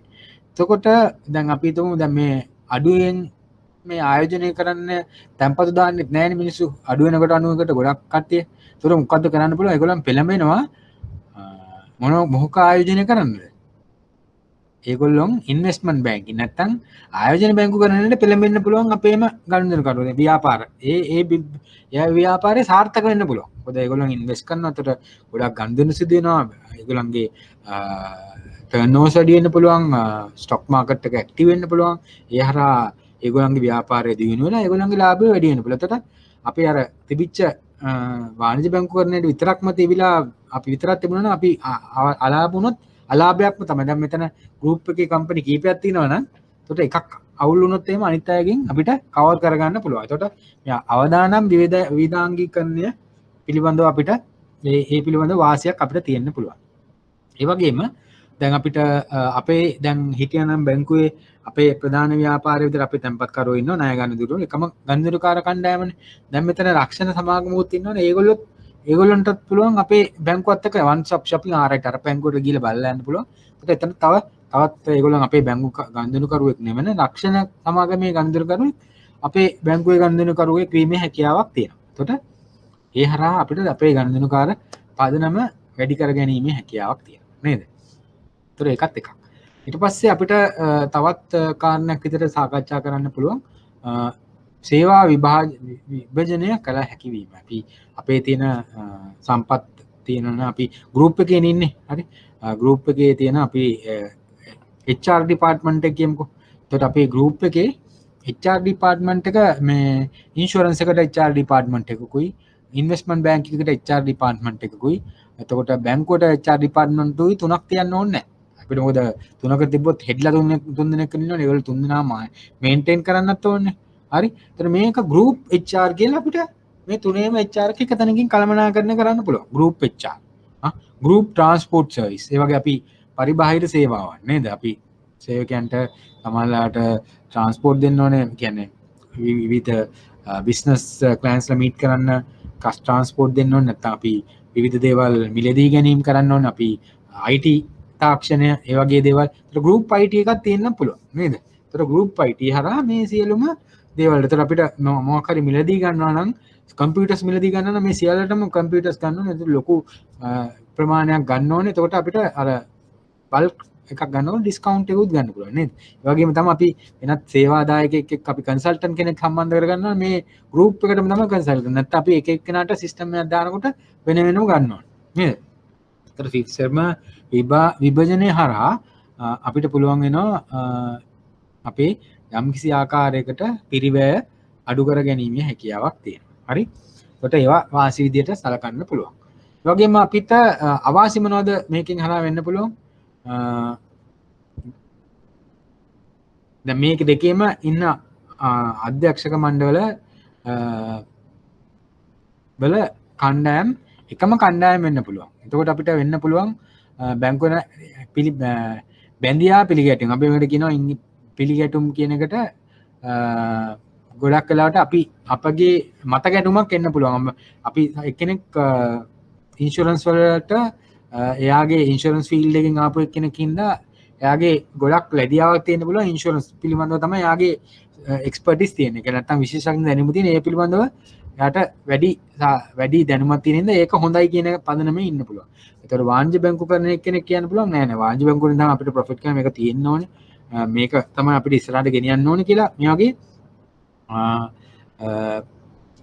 මත ගැටුමක් එන්න පුළුවන්. ඉතින් මේ වගේ දේවල් අධ්‍යක්ෂ මණ්ඩලයේ තුල ආවම අර ඉදිරියට එක එල්ලේ වාණිජ්‍ය බැංකු කට්ටියම ඔක්කොම එකට ඉන්නේ අපි ඔක්කොම එකට යමු කියන තත්ත්වේ නැතුව මේ ගෲප් එකක් විදියට මීට් වෙන ගෲප් ඩිරෙක්ටර්ස් ලගේ ලෙවල් එකේදී මේ පොඩි වැඩි කම්බැදිලි තියෙන්න පුළුවන් ඒගොල්ලන්ගේ ආයතන දිනු කරගන්න. ඉතින් මේ වගේ එකක් මේ වගේ තත්ත්වයක් ඇතිවීම යම්කිසි ආකාරයකට ආයතනයේ ඉදිරි ගමනට යම්කිසි ගැටුමක් වෙන්න පුළුවන්. ඒ වගේම දැන් මේ වගේ ආයතන තවත් තියෙන තත්ත්වයක් තමයි නැත්නම් අභියෝගයක් තමයි රක්ෂණ සමාගම් නියාමනය වෙන්න වෙනමම නියාමන ආයතනයක් තියෙනවා. අපි එතකොට වාණිජ්‍ය බැංකු නියාමනය කරන්න වෙනමම නියාමන ආයතනයක් තියෙනවා නේද? එතකොට මේ නියාමනය වෙන වෙනම ආයතනයන් හරහා සිදු වෙනකොට එතකොට වෙන වෙනම ඩිරෙක්ෂන්ස් දෙනවා නේද? මේ වගේ දේවල් කරන්න ඕන කියලා වෙන වෙන කණ්ඩායම් වෙන වෙනම ඒවල ඒ රෙගුලාසි වලට අනුගත වෙනකොට යම් යම් ගැටලුකාරී තත්ත්වයන් එන්න පුළුවන්. හරි. ඒතකොට තමයි මේ මම ඉස්සලා කියවපු බැඳියා පිළිගැටීම් ඇතිවීමේ හැකියාව තවදුරටත් ඒක තීව්‍ර වෙන්න පුළුවන්. හරි. එතකොට දැන් මේකත් එක්කම මේ අපිට දැන් රක්ෂණය සමාගම් ක්‍රියාත්මක කරන්න නැත්නම් වාණිජ්‍ය බැංකු ක්‍රියාත්මක කරන්න නැත්නම් ආයෝජන බැංකු ක්‍රියාත්මක කරන්න ඒගොල්ලන්ට වෙනම විශේෂඥ දැනුමක් තියෙනවා. හරි. එතකොට වෙනම විශේෂඥ දැනුමක් තියෙන කණ්ඩායම් අපිට ආකර්ෂණය කරගැනීමේ අවශ්‍යතාවයක් තියෙනවා. ඉතින් මේ විශේෂඥ දැනුම තියෙන්නේ නැතුව අපි වෙනම අපි සාමාන්‍ය පුද්ගලයා විදිහට රක්ෂණ සමාගමක තීන්දුව తీරන ගන්න ගියොත් එහෙම අපිට යම් අවදානම් වලට ලක් වෙන්න පුළුවන්. හරි. ඒතර අපි අවදානම් ටික ඔයගලන්ට very ඍජුවම හඳුනා ගන්න පුළුවන්. ඒතර අවාසි විදිහට තියෙන්න පුළුවන් අධ්‍යක්ෂක මණ්ඩලය නැත්නම් ඒ කළමනාකාරීත්වය ඉහළ කළමනාත්වය තියෙන්න පුළුවන්. බැඳියා පිළිගැටුම් නිසා එකේ එල්ලේ ඍජු ඉලක්ක වෙත ඒ ආයතන වලට ගමන් කිරීමේ හැකියාවක් නැතිවීම එකක්. අනිත් එක තමයි නියාමනය වෙන වෙන ආයතන වලින් ස්වාධීන ආයතන වලින් සිදුවීම නිසා මෙම ආයතන වෙන වෙන පැති වලට යම් ආකාරයකින් ඇදීම් වලට නැත්නම් පෙරපුම් වලට ලැක්වීම හරහා ඒගොල්ලන්ගේ ඍජු ඉලක්ක වෙත යෑමේ යම් ආකාරයක දුෂ්කරතා ගැටලු ඇති වෙන්න පුළුවන්. මේවා තමයි අපිට වෙන්න පුළුවන් අවාසි. ඒ වගේම විශේෂඥ දැනුම් තියෙන කණ්ඩායම් මේ වලට එන්න ඕනේ. එතකොට ඒ හරහා අපිට සාමාන්‍ය අපි තුණු වාණිජ්‍ය බැංකුවක අධ්‍යක්ෂ මණ්ඩලයේ වාණිජ්‍ය බැංකුවක ගෲප් එකේ වැඩියෙන් ඉඳලා ඊට විශේෂඥ දැනුමක් නැහැ නේ ඒගොල්ලන්ට මේ ඉන්ෂුරන්ස් සම්බන්ධයේ මොකද ඉන්ෂුරන්ස් සම්බන්ධයේ විශේෂඥ දැනුමක් නැති වුණොත් එimhe අපේ අර ගෲප් ලෙවල් එකේ සමූහ ව්‍යාපාර ලෙවල් එකේ යම්කිසි ගැටලුකාරී තත්ත්වයක් එන්න පුළුවන් ඒගොල්ලන්ගේ තීන්දුව తీරන ගැනීමට. එතකොට එතනට එන්නේ ලක්ෂණ සමාගමක එක නියෝජිතයෙක් වෙන්න පුළුවන් අධ්‍යක්ෂක මණ්ඩලයට. එතකොට එයාගේ ඒ විශේෂඥ දැනීමට අනිත් අය අනුගත වෙනවද? නැත්නම් ඒකට ප්‍රති උත්තර දීම තුළින් ඒකේ යම්කිසි ඝටනයක් ඇති වෙනවද? ඒ හරහා යම්කිසි ආකාරයක ඉදිරි ගැනීම නම් තෙරපුමකට ලක් වෙන්න පුළුවන් කියන එක යම්කිසි ඉලක්ක වලට යාමට යම් ගැටලුකාරී තත්ත්වයක් ඇති වෙනවා කියන එක තමයි අවාසි විදියට ඔයගලන්ට තේරුම් ගන්න වෙන්නේ. එතකොට අපි జగත් බැංකුකරණයත් අපි ගොඩක් වෙලාවට සාකච්ඡා කරා. හරි. ඊළඟට බලමු අපි අවසාන කාණ්ඩය විදියට අපි జగත් බැංකුකරණයත් අපිට අලුත් ගනුදෙනුකාර කණ්ඩායමක් එකතු වුණා නේද? ඒ වගේම තමයි දැන් ඉස්ලාමීය බැංකුකරණය හරහා අලුත් බැංකුකරණයක් අපි ගත්තොත් එහෙම ලංකාව වගේ රටක් ව්‍යාපාර ක්ෂේත්‍රයේ වැඩි ප්‍රමාණයක් අපි ගත්තොත් එහෙම ජනගහනයෙන් විශාල ප්‍රමාණයක් ප්‍රතිශතයක් විදිහට ගත්තොත් එහෙම මුස්ලිම් ජනතාවගෙන් වැඩි ප්‍රමාණයක් මම හිතන්නේ ව්‍යාපාර ක්ෂේත්‍රයේ නියැලලා ඉන්නවා. ඉතින් එතකොට ලංකාවේ ව්‍යාපාර යක් විදියට ගණන් ගන්නකොට මේ ඉස්ලාමී බැංකුකරණය අපිට අමතක කරලා යෑමේ අපහසුවක් තියෙනවා. ඉතින් ඒ කණ්ඩායම අපිට එකතු කරගන්න ඕනේ. ඒ කණ්ඩායම අපේ ගනුදෙනුකාරුවෙක් කරගන්න ඕනේ. ඒගොල්ලන් අපේ ආදායම් ලබා ගන්න ක්‍රමවේදයක් කරා ඉන්න ඕනේ. මේ ඔක්කොම අපි සාකච්ඡා කරන්නේ මේ ගනුදෙනුකාර කණ්ඩායම වැඩි කර ගැනීම සම්බන්ධයෙන්. හරි. ඒතර මේ කණ්ඩායම වැඩි කරගන්න අපි ඒගොල්ලන්ත් එක්ක සම්බන්ධ වෙනවා. එතකොට අපිට සාකච්ඡා කරන්න තියෙන ප්‍රධාන ක්‍රමවේදයක් තමයි ක්‍රමවේද දෙකක් කරා ඒගොල්ලෝ මේ මූල්‍යකරණය සාකච්ඡා කරන එකක් තමයි මුදහ රබහ. මං හරියට කිව්වද දන්නේ නැහැ. අපේ මුස්ලිම් ශිෂ්‍යයන් ඉන්නවනේ ඒගොල්ලෝ දන්නවද මං හරියට කිව්වද කියලා මම ප්‍රොනවුන්ස් කිරීමේ යම්කිසි අපහසුතාවක් තියෙනවා. අපි දන්නේ හරියටම අපිත් මේවා බලන්න කියන්නේ හරි. ඊට පස්සේ මුෂරබා. හරි. ඕක තමයි වචන දෙක. මේ ක්‍රමවේද දෙක හරහා තමයි ඒගොල්ලෝ ඒගොල්ලන්ගේ මූල්‍ය කරන සේවාවන් ලබා දෙන්නේ. එතකොට අපි බලමු මේ ක්‍රම දෙකේ ප්‍රධාන වෙනස්කමක් තියෙනවා. අපි ඒක තමයි ඔයගලන්ට මේ ක්‍රම දෙක හරහා අපිට හඳුන්වලා දෙන්න ඕනේ. හරි. එතකොට ඔයගලන්ට මේකදී වැඩියෙන්ම අපිට සාකච්ඡාවට ගන්න වෙන්නේ ස්කන්ධ මූල්‍යකරණය. එතකොට මේ ස්කන්ධ මූල්‍යකරණයේදී අපි සාකච්ඡා කරන්නේ මේකේ ප්‍රාග්ධනය ලබා දෙන්නේ එක පුද්ගලෙක්, එක කණ්ඩායමක්. හරි. ඒතර ඒ කියන්නේ ඒ වගේම මේක මේ ආයෝජනයේ කළමනාකරණය මේක කළමනාකරණය කරන තවත් කණ්ඩායමක්. හරි. ඒතර ප්‍රාග්ධනය කියන එක කියන්නේ මේකට අවශ්‍ය කරන මූලික ප්‍රාග්ධනය ලබා දෙන්නේ ඒකේ අයිතිකාරයා. ඒ අයිතිකාරයා තමයි මේක ප්‍රාග්ධනය ලබා දෙන එක මැනේජ් කරන්න වෙන කණ්ඩායමක්. අපි උදාහරණයක් ගත්තොත් අපේ පෞද්ගලික අපි කොළඹ කොටස් වෙළඳපොලේ ලැයිස්තුගත සමාගමක් වගේ හිතමු නිකන් උදාහරණයකට. ඒකේ ප්‍රාග්ධනය සපයන්නේ කවුද? කියන්න පුළුවන්ද කාට හරි කොළඹ කොටස් වෙළඳපොලේ කාට හරි කියන්න පුළුවන්ද ප්‍රාග්ධනය සපයන කණ්ඩායම කවුද කියලා?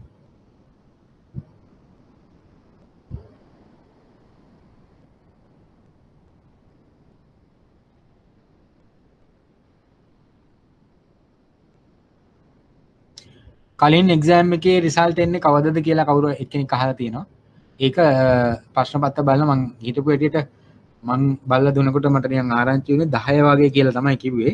මම හිතන්නේ අවුරුද්දෙන් පස්සේ වෙයි කියලා තමයි 10 කියන්නේ අදනේ නේද? ඔව්. අවුරුද්දෙන් පස්සේ ගොඩක් කලාවට කලින් එක්සෑම් එකේ රිසල්ට්ස් නිකුත් වෙයි කියන එක තමයි මගේ බලාපොරොත්තු. ඔව් මං අර ඉස්සෙල්ලා අහපු ප්‍රශ්නෙට ප්‍රාග්ධනය සපයන කණ්ඩායම කොටස්කරු කියලා උත්තරයක් ලැබලා තියෙන එක හරි. ඊට තවත් එක්කෙනා සැලරි ස්ලිප් කරනකොට සැලරි ස්ලිප් මම දැන් ස්ලිප් ට්‍රාන්සැක්ෂන්ස් කරනකොට account number එක වැරදියට දීලා තිබුණොත් මොකද වෙන්නේ? account එක number එක වැරදියට දීලා තිබුණොත් sorry තමයි. එච්චරයි. වැඩි account number එක මේක පද්ධතිය හරහානේ යන්නේ. කිසිම manual intervention එකක් නැහැ. කියන්නේ පුද්ගලයෙක් විදිහට පුද්ගලික සම්බන්ධයක් නැහැ. මේකට තියෙන්නේ ස්ලිප් ට්‍රාන්ස්ෆර් එකක් කරනවනේ අපි උදාහරණයක් ගත්තොත් එහෙම මාස් කියන ආයතනයේ ඒගොල්ලන්ගේ 10ක් විතර ඉන්නවා කියමු ෆැක්ටරි එකේ. මේ 18ම අපි දැන් බැංක් ඔෆ් සිලෝන් එකේ කරන්න කියලා බැංක් ඔෆ් සිලෝන් එකේ ගිණුම් ආරම්භ කරනවා. හරි. ඒතර මේ මාස් ආයතනයේ ඒගොල්ලන් ගාව තියෙනවා සියලුම ඒගොල්ලන් ඒතර මේ ආරම්භ කරු බැංක් ඔෆ් සිලෝන් එක ගාව තියෙනවා මේ සියලුම දෙනාගේ ගිණුම්. හරි. එතකොට මේ ගිණුම් හිමිකරුවන්ට අවශ්‍ය කරන සැලරි එක කොච්චරද කියලා මාස ආයතනයෙන් එවනවා. මේ බැංක් ඔෆ් සිලෝන් එකට අර බැංක් ඔෆ් සිලෝන් එකේ මේ සිස්ටම් එක හරහා මේ එක දවසක වෙලාවක මේ තියෙන එක්සෙල් ෂීට් එකක් හරි මොකක් හරි පුෆ් කරලා ට්‍රාන්සැක්ෂන් එක යවන්න තියෙන සිස්ටම් එක හරහා. එතකොට මේ accounts එක ටික් ටික් ගාලා ක්‍රෙඩිට් වෙනවා. ඉතින් මේක පැය දෙක තුනක් කරා අද මේ ට්‍රාන්සැක්ෂන් එක දෙකට තුනට කරා නම් පැය 3-4ක් ඇතුළත මේ සියලුම ගිණුම් ටික ක්‍රෙඩිට් වෙනවා. ඔක තමයි ක්‍රමවේදය. හරි. ඒතර මේ ගිණුම් අංකය අනිවාර්යයෙන්ම හරියට තියෙන්න ඕනේ. ඊට තවත් එක්කෙනෙක් අහනවා සර් එක්සෑම් එක කවදා වගේ තියෙනවද? මම හිතන්නේ ගොඩක් වෙලාට ජූනි මාසේ තියෙනවා කියන එක තමයි අපිට ආරංචි වෙන්නේ. දැන් අපි ගිය මෛත්‍යයන් යන විදිහට අපිට අනිවාර්යයෙන් එන සුමානේ අනිත් පාඩමට එකතු වෙන්න වෙනවා. අතර 24 අවසාන පාඩම. ඊට පස්සේ ඔයගලන්ට මම හිතන්නේ පුනරීක්ෂණ පාඨමාලා කීපයක් තියෙයි තව මාසයක් විතර තියෙනවනේ මේ මාසය ඇතුළත ඊට පස්සේ විභාගය තියෙනවා හරි අපි අපේ නැවත පාඩමට ආවොත් එහෙම එතකොට ස්කන්ධ මූල කියන්නේ ප්‍රාග්ධනයේ සපයන්නේ කොටස් කරුවනේ ඒ වගේම මෙතනත් මේ ශරියා නීතියට අනුව මේ මුදාරාමා ක්‍රමයේ හරි ප්‍රාග්ධනයේ සපයන්න ඒ වගේ කොටස් කරුවෝ ඉන්නවා ඒ වගේම ඒක පාලනය කරන්නේ අපි මේ වගේ කොළඹ කොටස් කරන කොටස් කරුවෝ ආයෝජනය කරාට ඒක පාලනය කරන්නේ අධ්‍යක්ෂක මණ්ඩලයක් කරා ඒ විධායක ප්‍රධාන විධායක නිලධාරියා ඇතුළු ජ්‍යෙෂ්ඨ කළමනාකාරීත්වය හරහා තමයි කළමනාකරණය කරන්නේ ආයතනය නේද? ඒ ජෝන් කීල්ස් ආයතනයේ කොටස් කරුවෝ ඉන්නවා. මොකද ඒක කළමනාකරණය කරන්නේ කවුද අපි ඇහුවොත් ඒගොල්ලන්ගේ ප්‍රධාන වශයෙන්ම අපිට පේන්නේ සභාපති ඇතුළු අධ්‍යක්ෂක මණ්ඩලය තමයි ප්‍රධාන වශයෙන් ඉන්නේ. ඒක ඒගොල්ලන්ගේ යටතේ ප්‍රධාන විධායක නිලධාරියා ඇතුළු ජ්‍යෙෂ්ඨ කළමනාකාරීත්වය තමයි කළමනා කරන්නේ. අන්න ඒ වගේ සංකල්පයක්. එතකොට මුදාරාබා යටතේ ඒගොල්ලන්ට මරගෙන ප්‍රාග්ධනය දෙන්න එක කණ්ඩායමක් ඉන්නවා. ඒක කළමනාකරණය කරන්න තව කණ්ඩායමක් ඉන්නවා. මේ දෙක කණ්ඩායම ගිවිස ගන්නවා. ගිවිසුමකට එළඹෙනවා කොහොමද අපි ලාභය බෙදා ගන්න කියලා. එක ලාභය බෙදා ගන්න අනුපාතය ඒ ගිවිසුමේදී ඒගොල්ලෝ එකඟතාවයකට එනවා. හරි. ඒතර ඒ එකඟතාවයකට ආවම මොන අනුපාතයකට අනුව ඒ කොටස් කරුවට කොච්චරක් යනවද? අපි තුමු 60ක් ඒගොල්ලන්ට යනවා 140ක් කළමනාකරණ කරන කණ්ඩායමට යනවා. ඒ වගේ ගිවිසුම් ගත වෙනවා. නමුත් යම් ආකාරයකින් අලාභයක් සිදු වුණොත් මේක අලාභය සිදු කරගන්න දරන්න වෙන්නේ ඒ කොටස් හිමිකරුවන්ට විතරයි. මොකද කළමනාකරුවන් ඒකට සම්බන්ධ වෙලා නැහැනේ. ඒක ප්‍රාග්ධනය දාලා නැහැනේ. ඒගොල්ලන්ට වෙන්නේ රස්සාව නැති වෙන විතරයි. නමුත් අලාභය ප්‍රාග්ධන හිමිකරුවන්ට දරා ගැනීමට සිදු වෙනවා. මේක තමයි මුදාරාබා ක්‍රමයේ තියෙන විශිෂ්ට ලක්ෂණය. ඒක අපි මුෂාරබා වලින් වෙනස් වෙන්නේ කොහොමද කියලා අපි ඊළඟට සාකච්ඡා කරමු.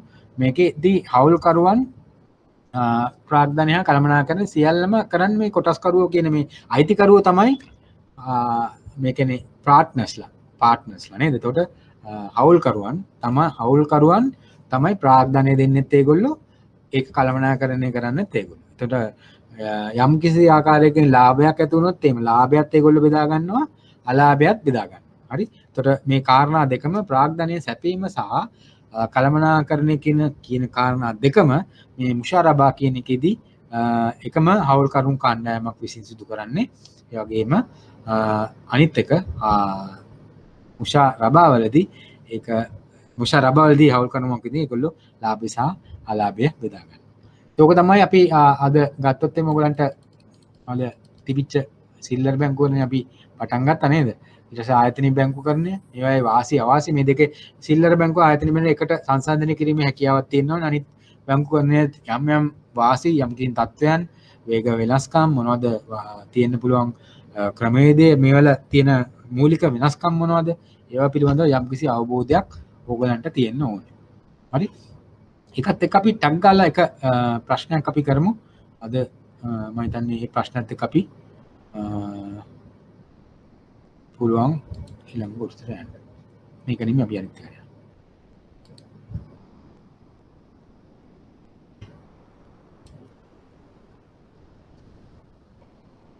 right. මෙන්න මේක 6 වෙනි ප්‍රශ්නය. ඔයගලන්ට විනාඩි 10ක් විතර දෙන්නම්. 5ක් 7ක් 8ක් වගේ කෙටියෙන් උත්තර ටිකක් ටක් ගාලා ජොට් ඩවුන් කරන්නකෝ.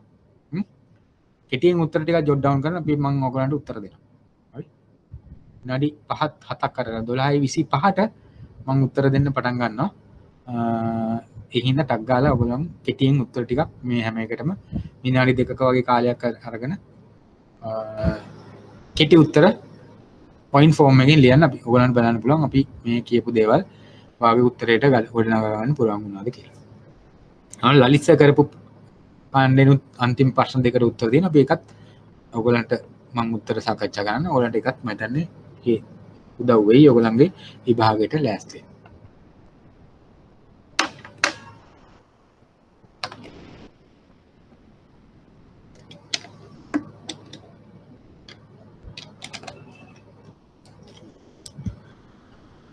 මතක තියාගන්න අපි එහෙනම් 24 වෙනිදා අනිවාර්යයෙන්ම ඊළඟ කොටස තියෙනවා. මම කිව්වේ මේකයි අලෙවි ක්‍රමයෙන් දෙකෙන් අනිවාර්යෙන් එක ප්‍රශ්නයක් එනවා කියලානේ. හරි. අපිට අනිත් සතිය අනිවාර්යෙන් ඕන වෙනවා ඊළඟ පාඩම කරන්න. ඒකත් එක්ක අපි ඉවර කරමු. පොඩි රිවිෂන් එකකුත් එක්ක. හරි.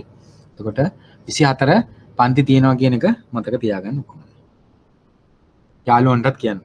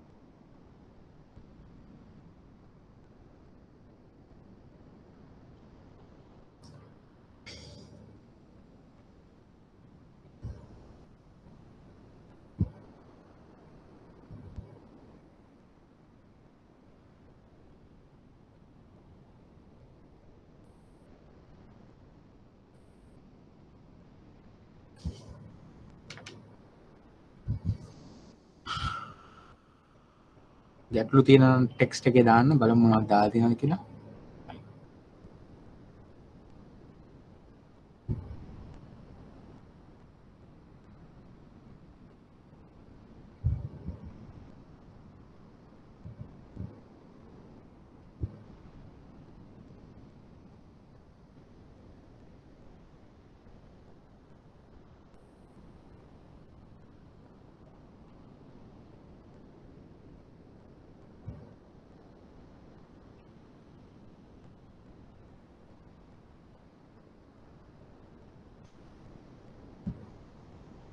අලුත් ලෙක්චර්ස් පටන් ගන්න කවදද කියලා අහලා දිනා මං හිතන්නේ ඊළඟ අදියරට යන්න වෙන්නේ නැති.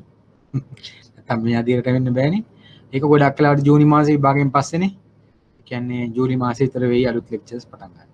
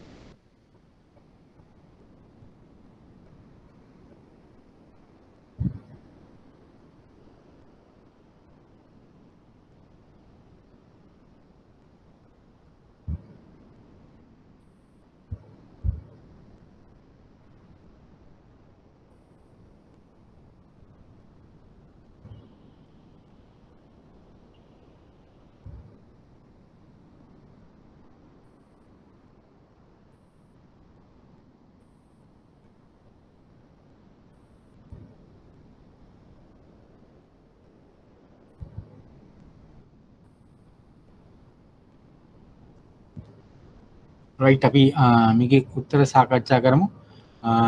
පළවෙනි තම සීමාවන්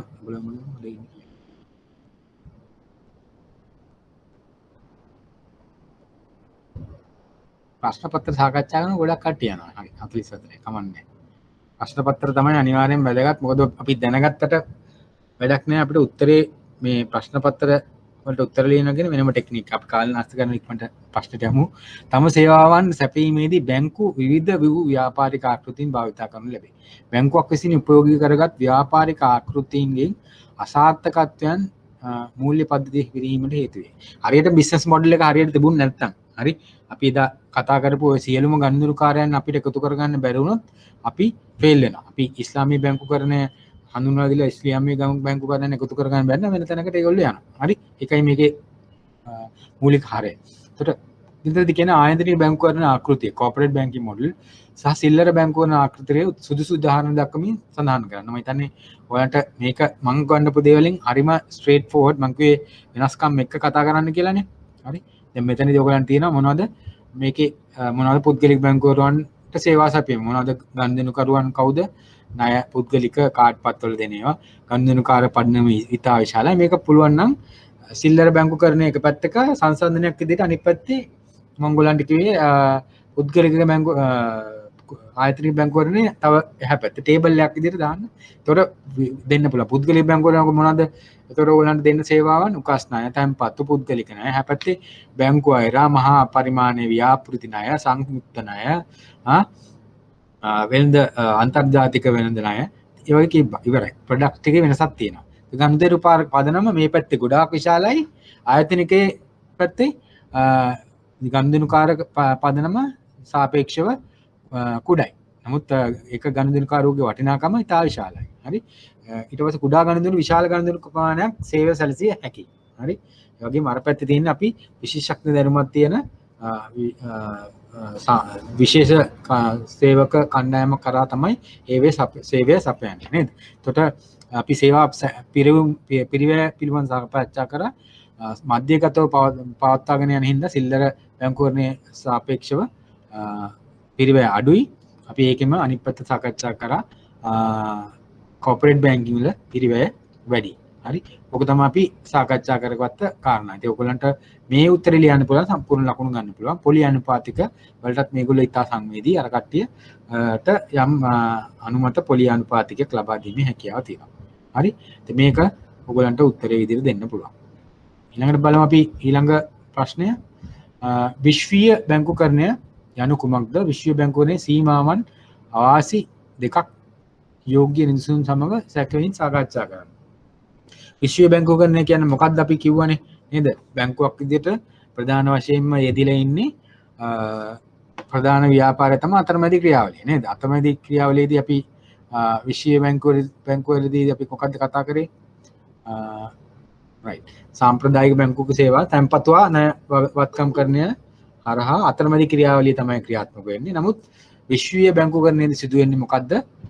වෙනත් සමූහ ව්‍යාපාරයක් යටතේ අතරමැදි වාණිජ්‍ය බැංකුවලට අමතරව ආයෝජන බැංකුවල රක්ෂණ තවරකාර සමාගම් වගේ දේවල් වෙනත් ව්‍යාපාරවල යෙදෙනවා. අර රක්ෂණ සමාගම්. ඕක තමයි ඔකට උත්තරේ ලියන්න ඕනේ. ඊට අපි සීමාවන් ගැන අපි කතා කරොත් මොනවද වාසි කියලා අපි සාකච්ඡා කරා නේද? වාසි මොනවද? වාසි අවදානම් විදාංගනීකරණය කරන්න පුළුවන්. ගනුදෙනුකාර පදනම් වැඩි කරගන්න පුළුවන්. සේවා විභජනය කිරීම තුළින් අපිට පිරිවැය අඩු කරගන්න පුළුවන්. අවාසි විදියට අපිට කතා කරන්න පුළුවන් සීමාවන් තමයි නියාමනයන් වෙන වෙන ආයතනයන් හරහා සිදුවෙන නිසා යම් කිසි බැඳියා පිළිගැටුමකට ලක් වෙන්න පුළුවන්. විශේෂඥ දැනුම් අපිට අවශ්‍ය වෙනවා මේ වගේ විවිධ ආයතන සමූහ ව්‍යාපාරය තුළ කළමනාකරණය කරන්න. ඒ වගේම තමයි අපි දැන් ගත්තොත් එම ආයෝජන බැංකුවක් තමයි ඔයගොල්ලෝගේ උදාහරණයක් 2008 දී තිබිච්ච ලෝක මූල්‍ය අර්බුදයට ප්‍රධානම හේතු මේ ආයෝජන බැංකු ලීමන් බ්‍රදර්ස් වගේ ආයෝජන බැංකු වල බිඳ වැටීම. හරි. එතකොට වාණිජ්‍ය බැංකුවත් ආයෝජන බැංකුව ලොකු විශාල පරිමාණයේ ප්‍රමාණයෙන් වැඩි ගනුදෙනු කරන කණ්ඩායමක් හින්දා ඒ ආයෝජන බැංකුව මේ සමූහ ව්‍යාපාරය ඇතුලේ තිබුණොත් එහෙම මේ වාණිජ්‍ය බැංකුවත් එකපාරටම කඩාගෙන වැටෙනවා. ඒ හින්දා ලොකු අවදානමකට ලක් වෙනවා මේගොල්ලන්ගේ පරිමාණය ලොකු හින්දා. ඉතින් මේ වගේ යම්කිසි ගැටලුකාරී තත්ත්වයන් එන්න පුළුවන්. හරි එතකොට අපිට බැංකුවක කඩා වැටීම් හේතුවෙන් මූල්‍ය පද්ධතියට වන බලපෑම නැත්නම් contagion effect යනුවෙන් කුමක් අදහස් කරේද නිදසුන් සමග පැහැදිලි කරන්න. හරි මේකත් ඔයගලන්ට මම හිතන්නේ ගිය සුමානේ අපි ප්‍රශ්නයකදී කෑල්ලක් අපි ඉගෙන ගත්තා. මේකෙදී අපි කරන්නේ මේ මූල්‍ය පද්ධතියේ වැටීම මේ රෝගයක් වගේ බෝ වෙන රෝගයක් වගේ ටක් ටක් ගාලා පැතිරගෙන යනවා. හරි මේකදී ඔයගලන්ට කියන්න ඕනේ පළවෙනි කාරණේ තමයි ගොඩාක් කලාවට මූල්‍ය සමාගම් වැටීමට ප්‍රධානම හේතුව තමයි ඒගොල්ලන්ගේ ද්‍රවශීලතා ගැටලු මුලින් ඇතිවීම. හරි ඒ කියන්නේ තැන්පත් කරුවන් ආවම මුදල් ගෙවීමට හැකියාවක් නැහැ. ඒගොල්ලන් තැන්පත් කරු මුදල් තැන්පතු කරුවන්ට ලබා දීමේ හැකියාවක් නැති වෙනවා. ඒතකොට මේ හරහා ගනුදෙනු කරුවන් අතර යම්කිසි සැකසාංකාවක් ඇති වෙන තමන්ගේ මුදල් වල සුරක්ෂිතභාවය පිළිබඳව. හරි මේකට මහ බැංකුව ඉදිරිපත් වෙලා හරියට විසඳුම් ලබා නොදුන්නොත් දැන් මේකෙන් වෙන්න පුළුවන් තවත් දෙයක් තමයි අපි ඔයගොල්ලෝ අන්තර් බැංකු මූල්‍ය වෙළඳපොළේදී අපි ධන කියන්නේ වැඩිපුර තියෙන මුදල් තියෙන කණ්ඩායම් කියන්නේ යම්කිසි මුදල් අවහිරයක් තියෙන කණ්ඩායම් අතර බෙදා ගන්නවා කියලා කිව්වනේ නේද? මුදල් උමාරු කර ගන්නවා කියලා කිව්වනේ. මේ වගේ බැංකුවක් දෙකක් වැටුනොත් එහෙම මූල්‍ය සමාගම වැටුනොත් එහෙම මේ අන්තර් බැංකු මුදල් තුල යම්කිසි සැකසංකාවක් ඇති වෙනවා අනිත් එකට දුන්නා අපිට ගන්න පුළුවන් නේද කියලා. එහෙම වුණොත් එහෙම මේ වගේ සැකයක් අන්තර් බැංකු මූල්‍ය වෙළඳපොළට වැටුනොත් සාමාන්‍යයෙන් මූල්‍ය ආයතන කීපයක්ම අන්තර් බැංකු මූල්‍ය වෙළඳපොළට ඒගොල්ලන්ගේ ද්‍රවශීලතාවය කළමනා කරගෙන හදිසි මුදලේ වෙළඳපොළට එනවා. ඒ අවස්ථාවේදී ඒගොල්ලන්ට මුදල් වලටත් ඒ බැංකුවටත් එනවා යම්කිසි ද්‍රවශීලතාව ගැටලු වලට මුහුණ දෙන්න. එතකොට එක පිට එක දෙක තුනක් ගියොත් එහෙම එතකොට වෙන්නේ මොකද්ද? මේ ගනුදෙනුකාර කණ්ඩායම් කෙලින්ම හැම බැංකුවකටම ඇවිල්ලා පොලිමේ ඉන්න පුළුවන්. මේක ටක් ගාලා රෝගන රෝගයක් වගේ හැම බැංකුවකටම ගනුදෙනුකරුවන්ට පැතිරිලා ගිහිල්ලා මේක සම්පූර්ණ මූල්‍ය පද්ධතියම කඩා වැටීමේ අවස්ථාවක් වෙන්න පුළුවන්. මේ කාරණේ තමයි ඔයගොල්ලන්ට මේ කාරණේ ඔයගොල්ලන්ට පැහැදිලි කරන්න පුළුවන් මේකට මම හිතන්නේ ඒක තමයි උත්තරේ. ඊට පස්සේ සාර්ව විචක්ෂණ නියාමයන් යනු කුමක්ද? ඒ සාම්ප්‍රදායික ශුද්‍ර විචක්ෂණ නියාමයන්ගෙන් වෙනස් වන්නේ කෙත්.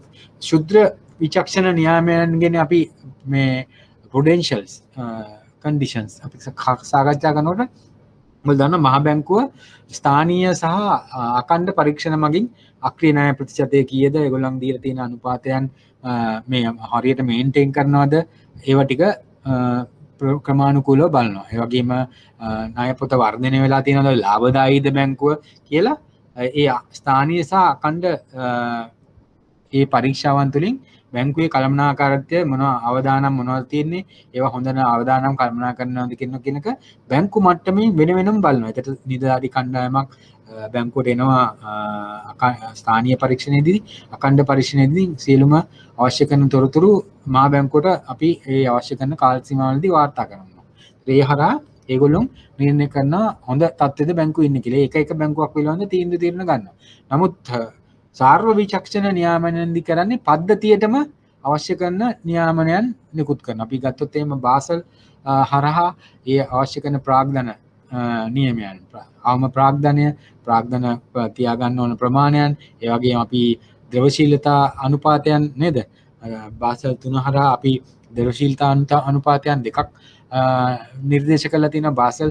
ඒ බාසල් හරහා සියලුම රටවල් වලට මේ නිර්දේශයන් ක්‍රියාත්මක කිරීමට ඒ අවශ්‍ය කරන නියෝග නිකුත් කරනවා මේ අපේ ඉන්න රෙගියුලේටර් නැත්නම් නියාමන ආයතනය විසින්. ඒතර මේ දෙකේ වෙනස තමයි ශුද්‍ර විචක්ෂණ අවස්ථාවේ එක ආයතනය මහා බැංකුව විසින් ඒ ස්ථානීය සහ ඛණ්ඩ පරීක්ෂා මගින් ඒ වගේම සාර්ව විචක්ෂණයේ පද්ධතියම ආරක්ෂා වෙනුවෙන් ඒක බාසල් ක්‍රමවේදය හරහා 1 2 3 හරහා තේ තීන ක්‍රමවේදය හරහා මේ නිර්ණායකයන් නිර්දේශයන් ක්‍රියාත්මක කිරීම තුළින් එම වෙනත් ඒ නියාමනයන් සිදු වෙනවා. එතන මේක තමයි අපිට අද දවසේ අපිට සාකච්ඡා කරන්න තියෙන්නේ මේකට දීපු උත්තරේ. එතකොට